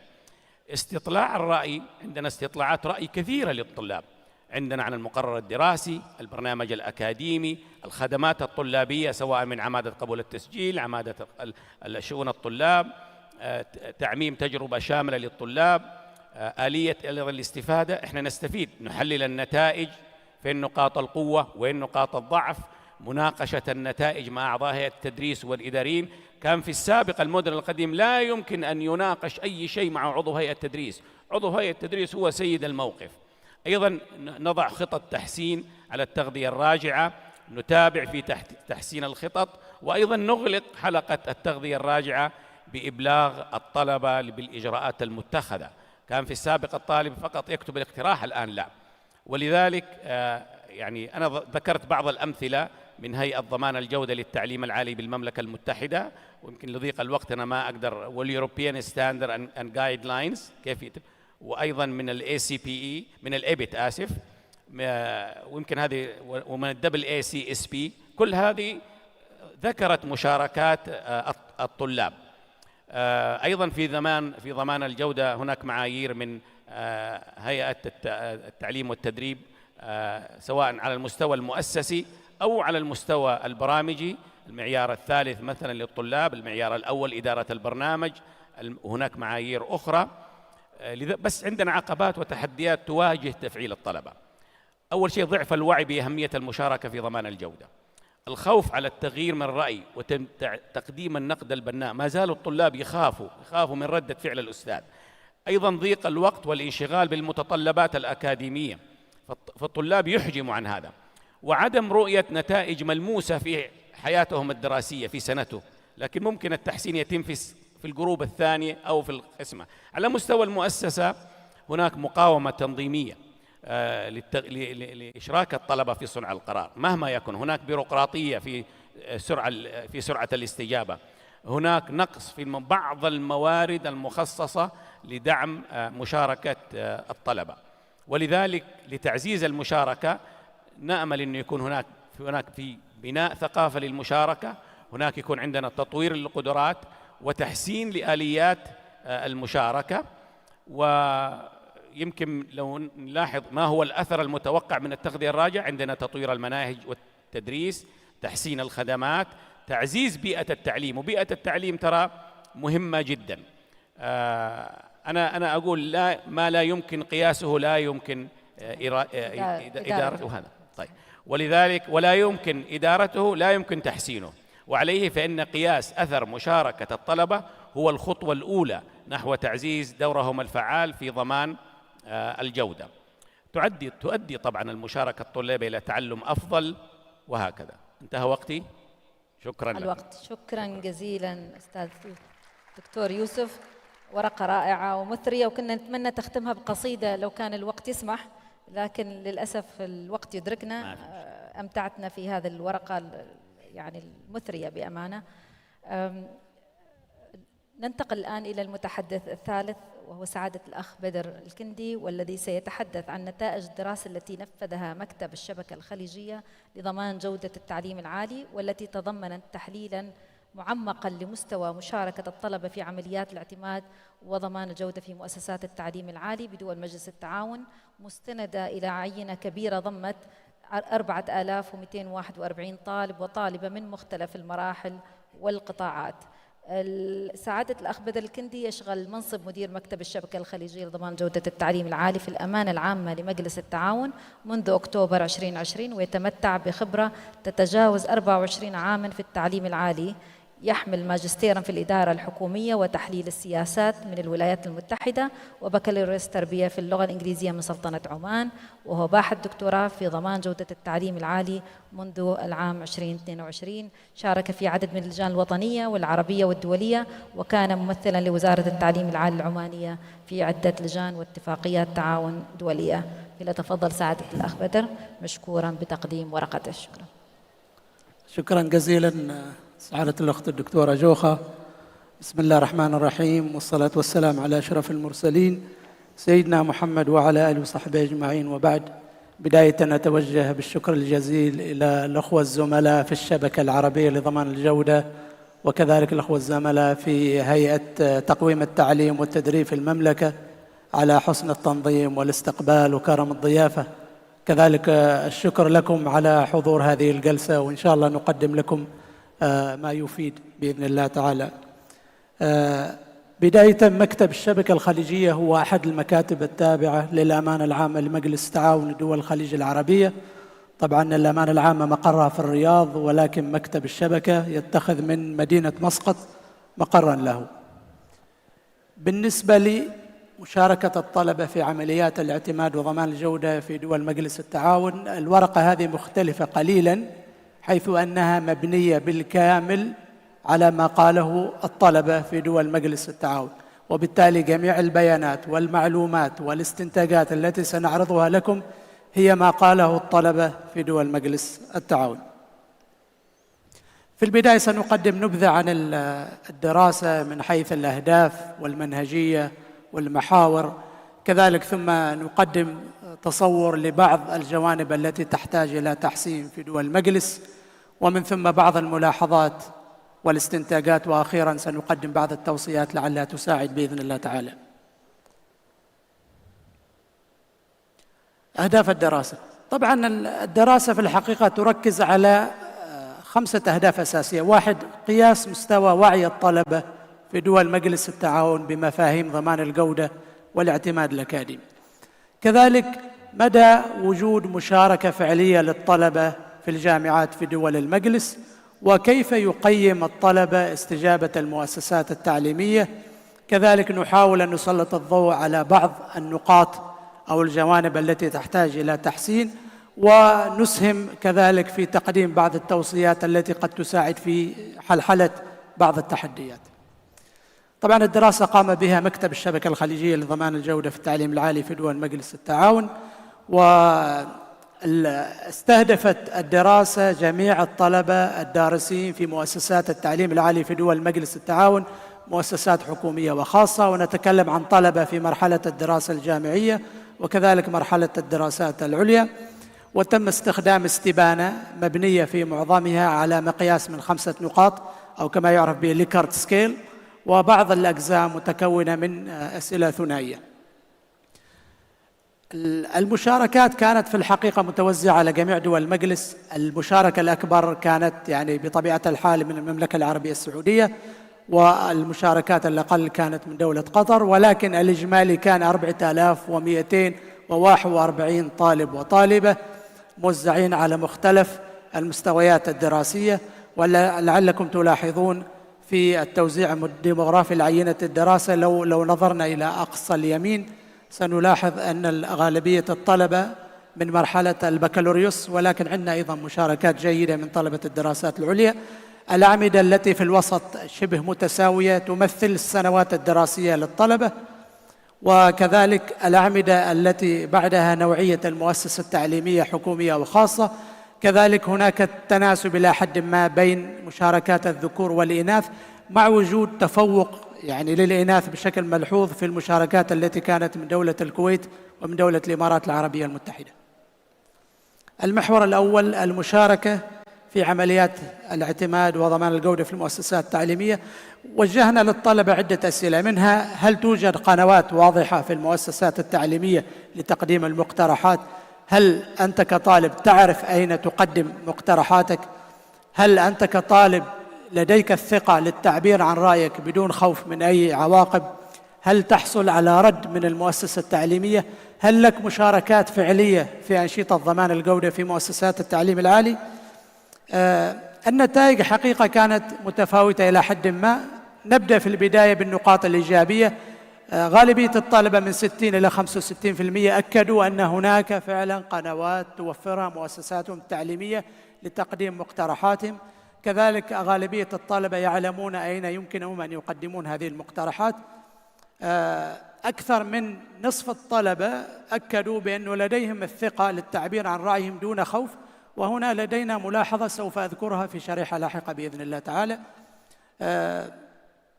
كذلك بالنسبة لمشاركة الطلبة، في الحقيقة يبدو أن المشاركة رمزية أكثر من كونها فعلية، حيث أن 35% فقط من الطلبة شاركوا فعليا في نشاط لضمان الجودة. كذلك 27% فقط من الطلبة أكدوا أنهم تلقوا تحديث على ملاحظاتهم. وكذلك أيضا نسبة أقل من المتوسط العينة أكدوا بأن هناك تغذية راجعة جاءتهم من المؤسسة التعليمية. إذن هنا بشكل عام نرى أنه يعني يوجد وعي لدى الطلبة وتوجد قنوات واضحة، ولكن لعله محتاجين إلى تفعيل مشاركة الطلبة بشكل عملي أكثر. في المحور الثاني استجابة أصحاب المصلحة، وهم طبعا نتكلم عن الأساتذة، رؤساء الأقسام، القيادات العليا في المؤسسات التعليمية. سألنا الطلبة هل هناك تفاعل من أصحاب المصلحة في المؤسسة التعليمية، فكانت الردود حقيقة أيضا فيها تفاوت. على سبيل المثال 52 إلى 55% من الطلبة أكدوا أن رؤساء البرامج وأعضاء هيئة التدريس يستجيبون للملاحظات التي يقدمها الطلبة.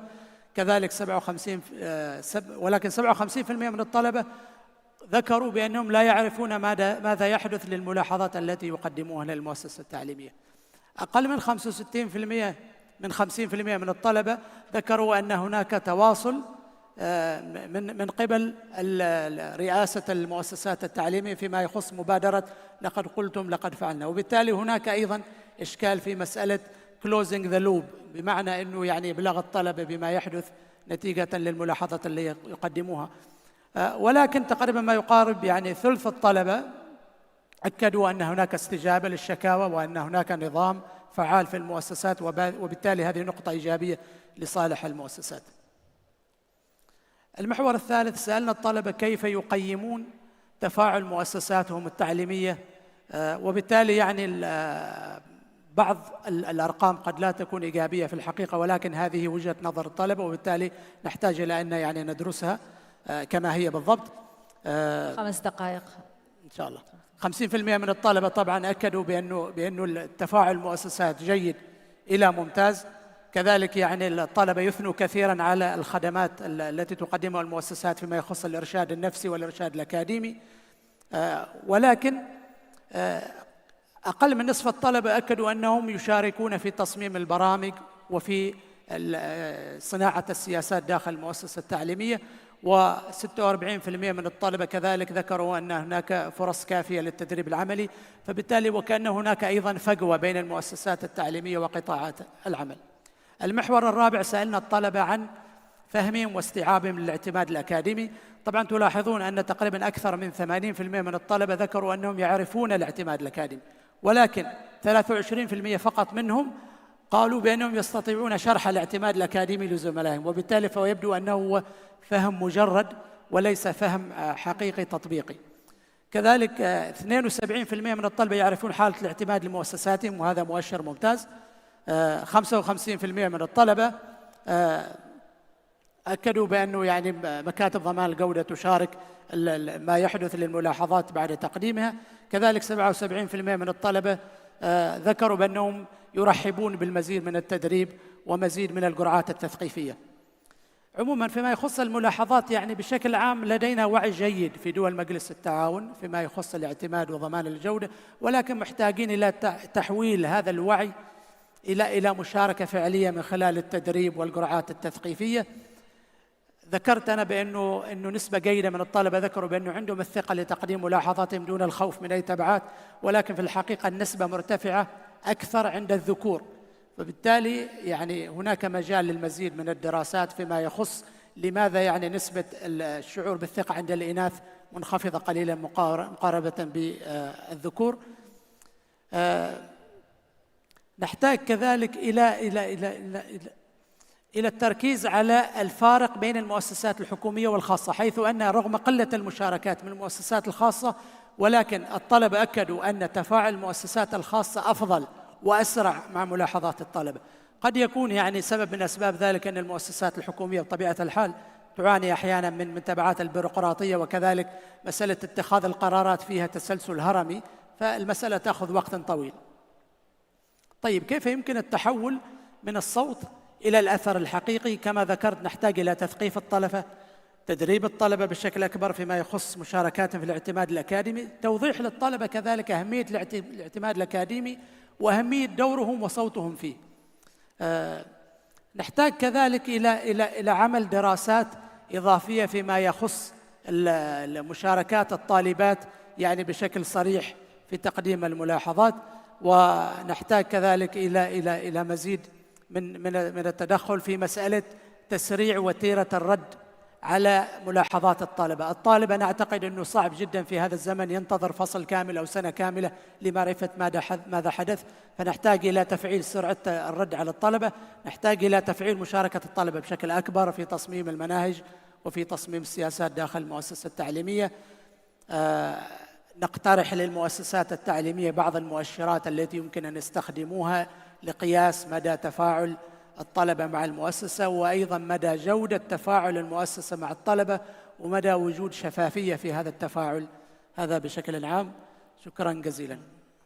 شكرا جزيلا سعادة الأخ بدر الكندي على هذه الورقة المثرية والمهمة، وأشكر حقيقة كل المتحدثين على التزامهم المهني بالوقت. اسمحوا لي، أنا كنت مضطرة أني أقطع، لكنه الحقيقة الكل التزم. بارك الله فيكم. نفتح الآن المجال للجمهور وللحضور. نبدأ حلقتنا النقاشية. إذا عندكم أي استفسارات للضيوف. الشباب اللجنة، الباسورد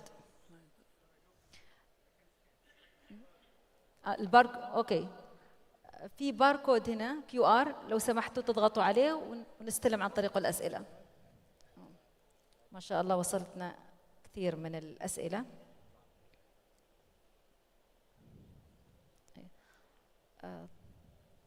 طبعا في بعض الأسئلة معلي تسمحوا لي لأنه بعض الأسئلة ما مرتبطة بهذه الجلسة. عندي سؤال لسعادة البروف يوسف عسيري. ما رأيكم في أنه على الرغم من مرور سنوات عديدة على تطبيق أدوات وممارسات الجودة والحصول على شهادات اعتماد من مؤسسات معتمدة، إلا أن أثر ذلك على مستوى مخرجات التعليم لا يوازي حجم وكثافة وتبعات أعمال الجودة، وهناك ضعف ملحوظ في نتائج الاختبارات التي تجرى بعد التخرج في كثير من البرامج المعتمدة؟ طيب، هذا سؤال جيد. أنا سعيد أنه يعني طرح هذا السؤال. ترى الاعتماد دائما it's a continuous process. تأتي يجهز الدراسة الذاتية، يحصل على الاعتماد، تعمل الكويشنير كلها، وبعد ذلك يؤخذ بها. لما نجي في قاعة الدرس، وأكون صريح واسمحوا لي في صراحتي، ما زال بعض أعضاء هيئة التدريس لا يلتزموا بمحتوى المقرر، ويعطي يعني ترى ممارسات هذه موجودة في كثير من الجامعات، وإحقاق الحق مهم. ما زال إما إنه ما يعطي المنهج كما ينبغي مفردات المقرر، يأتي ويضيف من عنده بعض، والطلبة ما زالوا عندهم خوف من إنهم يشتكوا الأستاذ، وهذا يؤثر على المخرجات. قد يعطي بعض خارج السكوب، لأنه لأسباب عدة. ما هي الأسباب التي يعني لماذا لا نلتزم بالمنهج؟ إما أن تكون المؤسسة ما عندها صلاحيات، ترى أنها تراقب عضو هيئة التدريس داخل القاعة، ما تستطيع، لكن هو يحضر داخل القاعة، لكن يعطي شيء خارج أو يعطي نصف المقرر بدل ما يكون في مثلا، يعني ينقص المواضيع. Some topics are not يعني mentioned in the curriculum، وما يدرسها وتحصل. ولذلك أنا جلست، أنا أتكلم معلش بكل صراحة، كنت رئيس لجنة التأديب لما كنت في جامعة الملك سعود 10 سنوات.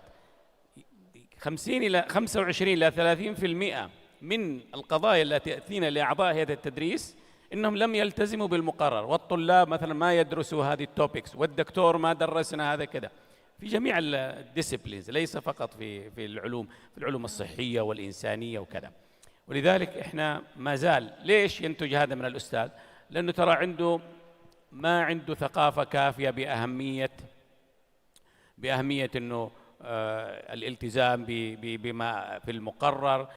قد بعضهم يكسل عن التحضير لأنه قد تكون نيو توبكس موجودة، ولذلك أيضا في تظلم، في لجان لتظلم الطلبة، وتحصل الآن هناك لجان لتظلم الطلبة إنه الدكتور الفلاني ما درسنا التوبكس الفلانية أو ما أعطانا درجات معينة، والعكس صحيح، قد يفتري الطالب على الأستاذ، يعني موجود، لكن هذه هي الأسباب في وجهة نظري يعني. عندنا عطل الظاهر في طيب.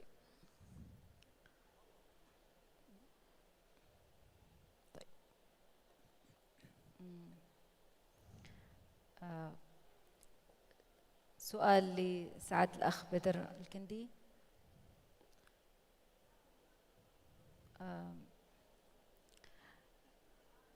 أستاذ بدر، شكرا لدراستكم العميقة، ولكن سؤال مهم. أعلى نسبة رضا 66% عن خدمات ذوي الإعاقة والإرشاد النفسي، فهل جميع أفراد العينة 4000 ذوي إعاقة؟ وكيف يقيم الطلبة خدمة لم يتلقوها؟ هو السؤال يعني كان بشكل عام عن الخدمات التي توفرها الجامعة، وكنا ذكرنا يعني بين قوسين للطالب مجموعة كبيرة من الخدمات اللي هي فيما يخص الإرشاد النفسي والإرشاد يعني الأكاديمي وخدمات الإعاقة وخدمات يعني عدة خدمات حقيقة احنا ذكرنا يعني. فكنا نسأل الطلبة بشكل عام يعني هل المؤسسات التعليمية تتفاعل معهم بشكل كبير في توفير هذه الخدمات، ووجدنا أنه نسبة رضا جيدة يعني للطلبة. وكان الهدف أيضا مقارنة يعني وجهة نظر الطلبة في الخدمات التي تقدمها المؤسسة، سواء هذه الخدمات أو الخدمات الأخرى اللي احنا أيضا قاسين نركز عليها، وهي على سبيل المثال يعني مثلا خدمات المشاركة في تصميم البرامج، المشاركة في تصميم السياسات، يعني دعوة الطلبة لحضور يعني بعض الفعاليات التي لها يعني تأثير على مستقبل المؤسسة التعليمية. فهو فعلا قد يكونوا بعض الطلبة يعني ما استفادوا من خدمة معينة، لكن السؤال كان بشكل عام عن خدمات الدعم الفني والنفسي والأكاديمي للطلبة. شكرا. سؤال للأستاذ الدكتور حسام.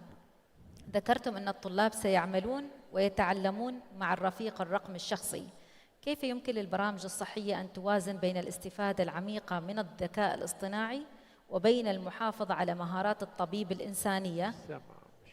الصوت مش واضح. هو في إيكو أعتقد.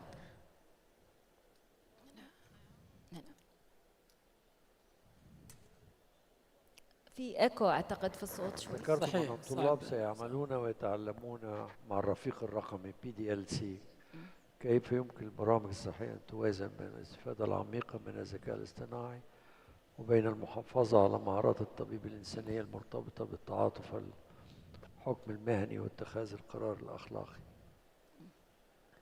سؤال مركب. سؤال صعب.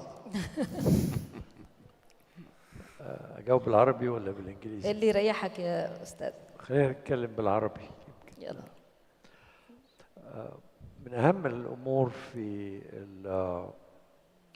التعليم في المجال الصحي والطبي إن الطالب يبقى قريب جدا من مجال العمل، لأن وجوده في قاعات المحاضرات أو التدريب في المعامل في الكلينيكال سكيل لابس is important في مرحلة ما، لكن it is very important في مرحلة مبكرة أن يكون قريب من مجال العمل ويرى المعاناة ويلمسها وتؤثر فيه وفي تكوينه.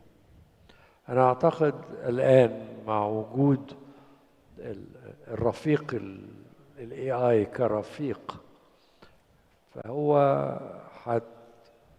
هتؤدي إلى إن حجم إن المعلومات، ما هو معلومات knowledge will be easily accessible بالنسبة للطلاب، لكن الجزء الذي لا يمكن أن يحل محله الذكاء الاصطناعي في المرحلة الحالية هي العلاقة بين المريض والطالب ومقدم الخدمة، والعلاقة بين مقدمي الخدمة وكيف الكوميونيكيشن بينهم. هذه الأمور في المرحلة الحالية يمكن ال AI يساعد في عملية الاتصال، لكن الاتصال المباشر بين البشر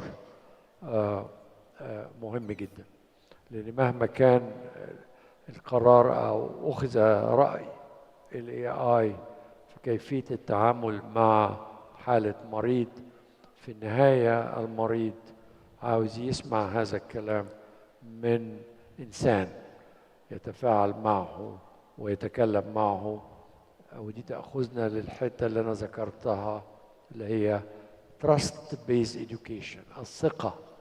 فهذه الثقة الآن ما زالت تحتاج للجانب الإنساني وليس التكنولوجيا فقط. شكرا. الأستاذ دكتور يوسف، كيف يمكن تحقيق توازن بين إعطاء الطلبة صوتا مؤثرا في الجودة والحفاظ في الوقت نفسه على الدور الأكاديمي والمهني للهيئة التدريسية؟ ما سمعت الجزء الثاني من السؤال. كيف يمكن تحقيق توازن بين إعطاء الطلبة صوت مؤثر في الجودة والحفاظ في الوقت نفسه على الدور الأكاديمي والمهني للهيئة التدريسية؟ اقرأ السؤال لأن الصوت ريزونانس ماني سامع. صحيح في إيكو هنا، هذا السؤال في الوسط اللي في النص. طيب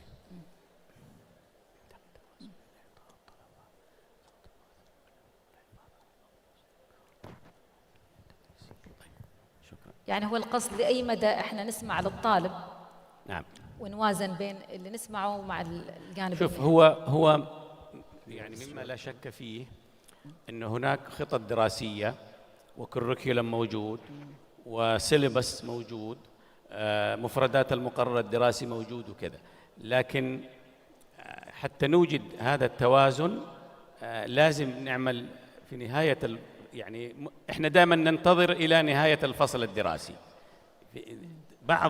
بعض الاسسمنت او بعض التقييم او ممكن كلها تكون في نهايه الفصل الدراسي، وهذا خطأ. يجب ان يكون في عندنا في البدايه او يعني بعد اسبوعين ثلاثه حتى المشكله تظهر. فاذا استطعنا ان نحمل بعد يعني اكثر من كويشنير، مثلا في بداية الفصل الدراسي نقول للطالب احنا نعطي له السيلبس. أنا كنت أستاذ، الآن ليس كل أعضاء هيئة التدريس عندما يأتي في أول محاضرة يعطي المفردات المقرر الدراسي، ما زال هي موجودة، وليس كل الطلاب أيضا يحرص على قراءتها. فالمفروض هو ينوه، هذا أول شيء. بعد أسبوعين ثلاثة أربعة خمسة أسابيع، ممكن ما تزيد عن 3-4 أسابيع، إن احنا نعمل أسسمنت ثاني، تيجي عمادة الجودة أو إدارة الجودة وتطلب، حتى لو عن طريق الإيميل طبعا الآن ليس ورقي، وتطلب وتسأل عن هل مفردات المقرر، هل الأستاذ درس المقررات كذا، لأنه بعض الأساتذة ترى يأتي يعني توبيك رقم 11 ويدرسه وما يستطيع يشكل من عنده. صحيح. الموضوع. ولذلك إذا استطعنا أن احنا نعمل continuous assessment خلال الفصل الدراسي كذا نضبط العملية. الآن احنا في الأخير. نعم. شكرا. والله أنا عندي سؤال وراح يكون سؤال عام للجميع. طيب. يعني مع التغير يعني الأجيال الآن، أنتم في الجامعات وفي مؤسسات التعليم العالي تتعاملون مع أجيال مختلفة، ولا نزال نشعر أن طريقة جمع البيانات من الطلبة وأخذ آرائهم لا تزال بالنمطية أو بالطريقة التقليدية. لم نخرج بشكل مبتكر وبشكل مختلف، لم نصل للأجيال بلغتها، لا نزال نستخدم اللغة القديمة. في الأوراق السابقة تحدث أحد الأخوة عن السيرفي فاتيج، الإنهاك في عملية السيرفي وجمع البيانات للطلبة إلى آخره، وكأنها هي الطريقة الوحيدة اللي أنا أحتاج فيها أني يعني أحصل على البيانات من الطلبة. إيش الأساليب المبتكرة اللي تعتقدوا الآن وإحنا في العام 2025؟ لأنه أعتقد أنه الأساليب السابقة بدأت تتقادم، ولا نزال أو لا تزال بعض الجامعات وبعض المؤسسات تستخدم نفس الأساليب وتتوقع نتائج مختلفة. وفي الحقيقة أعتقد قواعد اللعبة يجب أن تتغير، لأن الجيل الذي نتعامل معه هو ليس ذاته الجيل الذي كنا نتعامل معه في السابق، ولا الهيئة التدريسية. أيضا الهيئة التدريسية بحاجة إلى حقيقة تغيير كبير في المايند سيت، في عقلية الهيئة التدريسية، بحيث أنها تخرج عن المألوف، وإلى أي مدى هذا المألوف الغير مألوف سيتم قبوله، خاصة من هيئات ضمان الجودة. وكوني على رأس أحد الهيئات ضمان الجودة، ربما نحن نجبر القطاع أحيانا بتوصيف أو بآليات أو بطرق محددة لجمع البيانات أو أخذ آراء الطلبة. إلى أي مدى نستطيع أن نخرج من ذلك إلى طريقة أكثر ابتكاراً وأكثر تأثيراً لسمع الطلبة؟ شكراً جزيلاً. أحب أسمع من كل واحد، نعطيه دقيقتين. ممكن. هو مش من هنا، من لا عندي. أنا I'm a big believer in accreditation and quality assurance agencies are very important. They have a very important role in transformational quality assurance. لهم دور قوي جدا. المتغيرات الحالية كما أشرت في my presentation it affects everything. ما بنبصش لحاجة واحدة، لكن نظرا ان الطلبة اتغيروا واصبح ما بيحضروش المحاضرات. مش ليه؟ هو they will go to the lecture not to get new knowledge. If the faculty is going to provide them with learning experiences and telling stories، ده اللي هيحضروا له وعاوزين يسمعوا له. خبرة عضو هيئة التدريس، فعضو هيئة التدريس اتغير دوره من an information giver to a facilitator of learning to a coach to a mentor. How to measure this؟ وما زالت قواعد اللعبة ان انا بقيس انت بتدرس كم ساعة، ده مثال بسيط. اما if we jump to assessment, all assignments based assessment, there are great doubts who has produced AI ولا الطالب. I am coming back again now اللي بسميها resurrection، ابتعاث أو بعث طرق اللي هي زي الأورال إكزام. طبعا مع الأعداد الكبيرة والأشياء دي، ولكن أنا طبقتها اللي هي إزاي in an objective way، اللي بنخاف من السبجكتيفيتي، ولكن everything in life is subjective and so on. فكل المنظومة بتتغير and accreditation bodies are the one who will lead the transformation and help the universities to go ahead and have the courage to make significant changes. الشاعر يقول: تأنى ولا تعجل بلومك صاحبا لعل له عذر وأنت تلوم. أنا أشوف أنه التغيير يبدأ من القاعة الدراسية. ما زال عندنا أعضاء هيئة التدريس تعلموا بمنهجية معينة، فيحتاج هناك طرق أخرى للتقييم. على سبيل المثال، ترى الطالب ما زلنا إلى الآن نعطي له اختبارين في الفصل الدراسي واختبار نهائي، ما ننظر إلى تشكيل التقييم. الجيل تغير، الجيل أصبح يختلف. أعضاء التدريس واكبوا التكنولوجيا، ما في، لكن لو استطعنا أنه يعقد اختبار، التيك هوم إكزام، الجروب ديسكشن، البروجيكت، لخص كتاب، العمل الجماعي، كل هذه ترى هي يبغاها الجيل. لأنه من يوم ما أنا درست ترى اختبارين واختبار فاينل، ترى هذا الموجود. إذا كان هناك عملي تجارب صغيرة، تجارب في الميدان، فإحنا القاعة الدراسية هي التي تحكم في وجهة نظري. إذا تغيرت الميثودولوجيا، خاصة أنه كل الجامعات فيها أساتذة متخصصين في طرق التدريس، فلو الأستاذ أول ما يرجع، إحنا أي واحد يحصل على الدكتوراه ويناقش يجي نتوقع أنه هو يعرف طرق تدريس. لا، ليس عيبا أن يصمم برنامج لأعضاء هيئة التدريس الجدد يتعلموا كيف يلقي المحاضرة، كيف يضع أسئلة MCQs، كيف يضع أسئلة essay. هذه ترى إحنا مهملينها نوعا ما. شكرا. شكرا بروف. أستاذ بدر. حقيقة سؤال جيد. وفي العام الماضي كانت في دراسة تتبعت تفاعل الطلبة مع حسابات الانستغرام في أرقى 5 جامعات في الولايات المتحدة الأمريكية. وجدوا أن تفاعل الطلبة يرتفع كلما كانت الرسالة انفوجرافيك أو فيها رسومات أو أشكال، والتفاعل يقل كثيرا كلما كانت الدراسة عبارة عن دراي تكست أو عبارة عن فقط نصوص مكتوبة. فخلينا نبسط الرسالة للجامعات، يعني يا جامعات يعني خلونا نتفق أنه أحيانا الغاية تبرر الوسيلة. إذا كان غايتك يا جامعة أنك تثقف الطلبة، تدرب الطلبة، إذا لازم تخاطبهم بالأسلوب الذي يناسبهم الجيل الحالي. يعني الإيميلات مثلا، أنا أعتقد أنه الآن في هذا الزمن أي طالب يجي إيميل عبارة عن 2 3 صفحات، أنا ما أعتقد أنه راح يقرأ الإيميل، ولو قرأ الإيميل ما راح يفهم الرسالة اللي أنت تريد توصل له إياها. إذا اختصر وما لازم الإيميل. كثير من الطلبة حاليا على فكرة، وأنا عندي بنت تدرس في جامعة قالت إنه الإيميل إحنا نعمل له ميوت، إيميل الجامعة، وهذا حقيقة صايرة.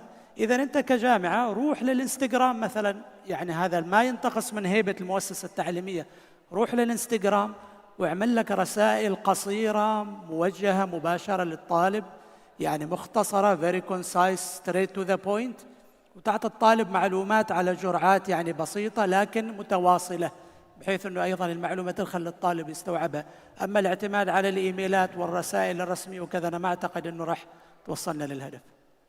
شكرا جزيلا.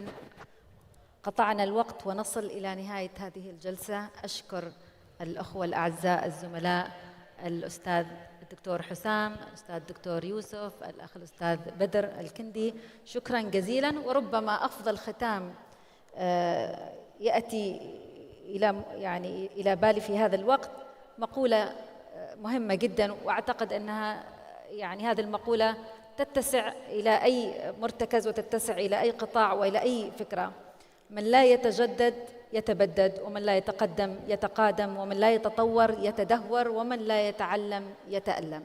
هذا ختام جلستنا. شكرا جزيلا لكم جميعا.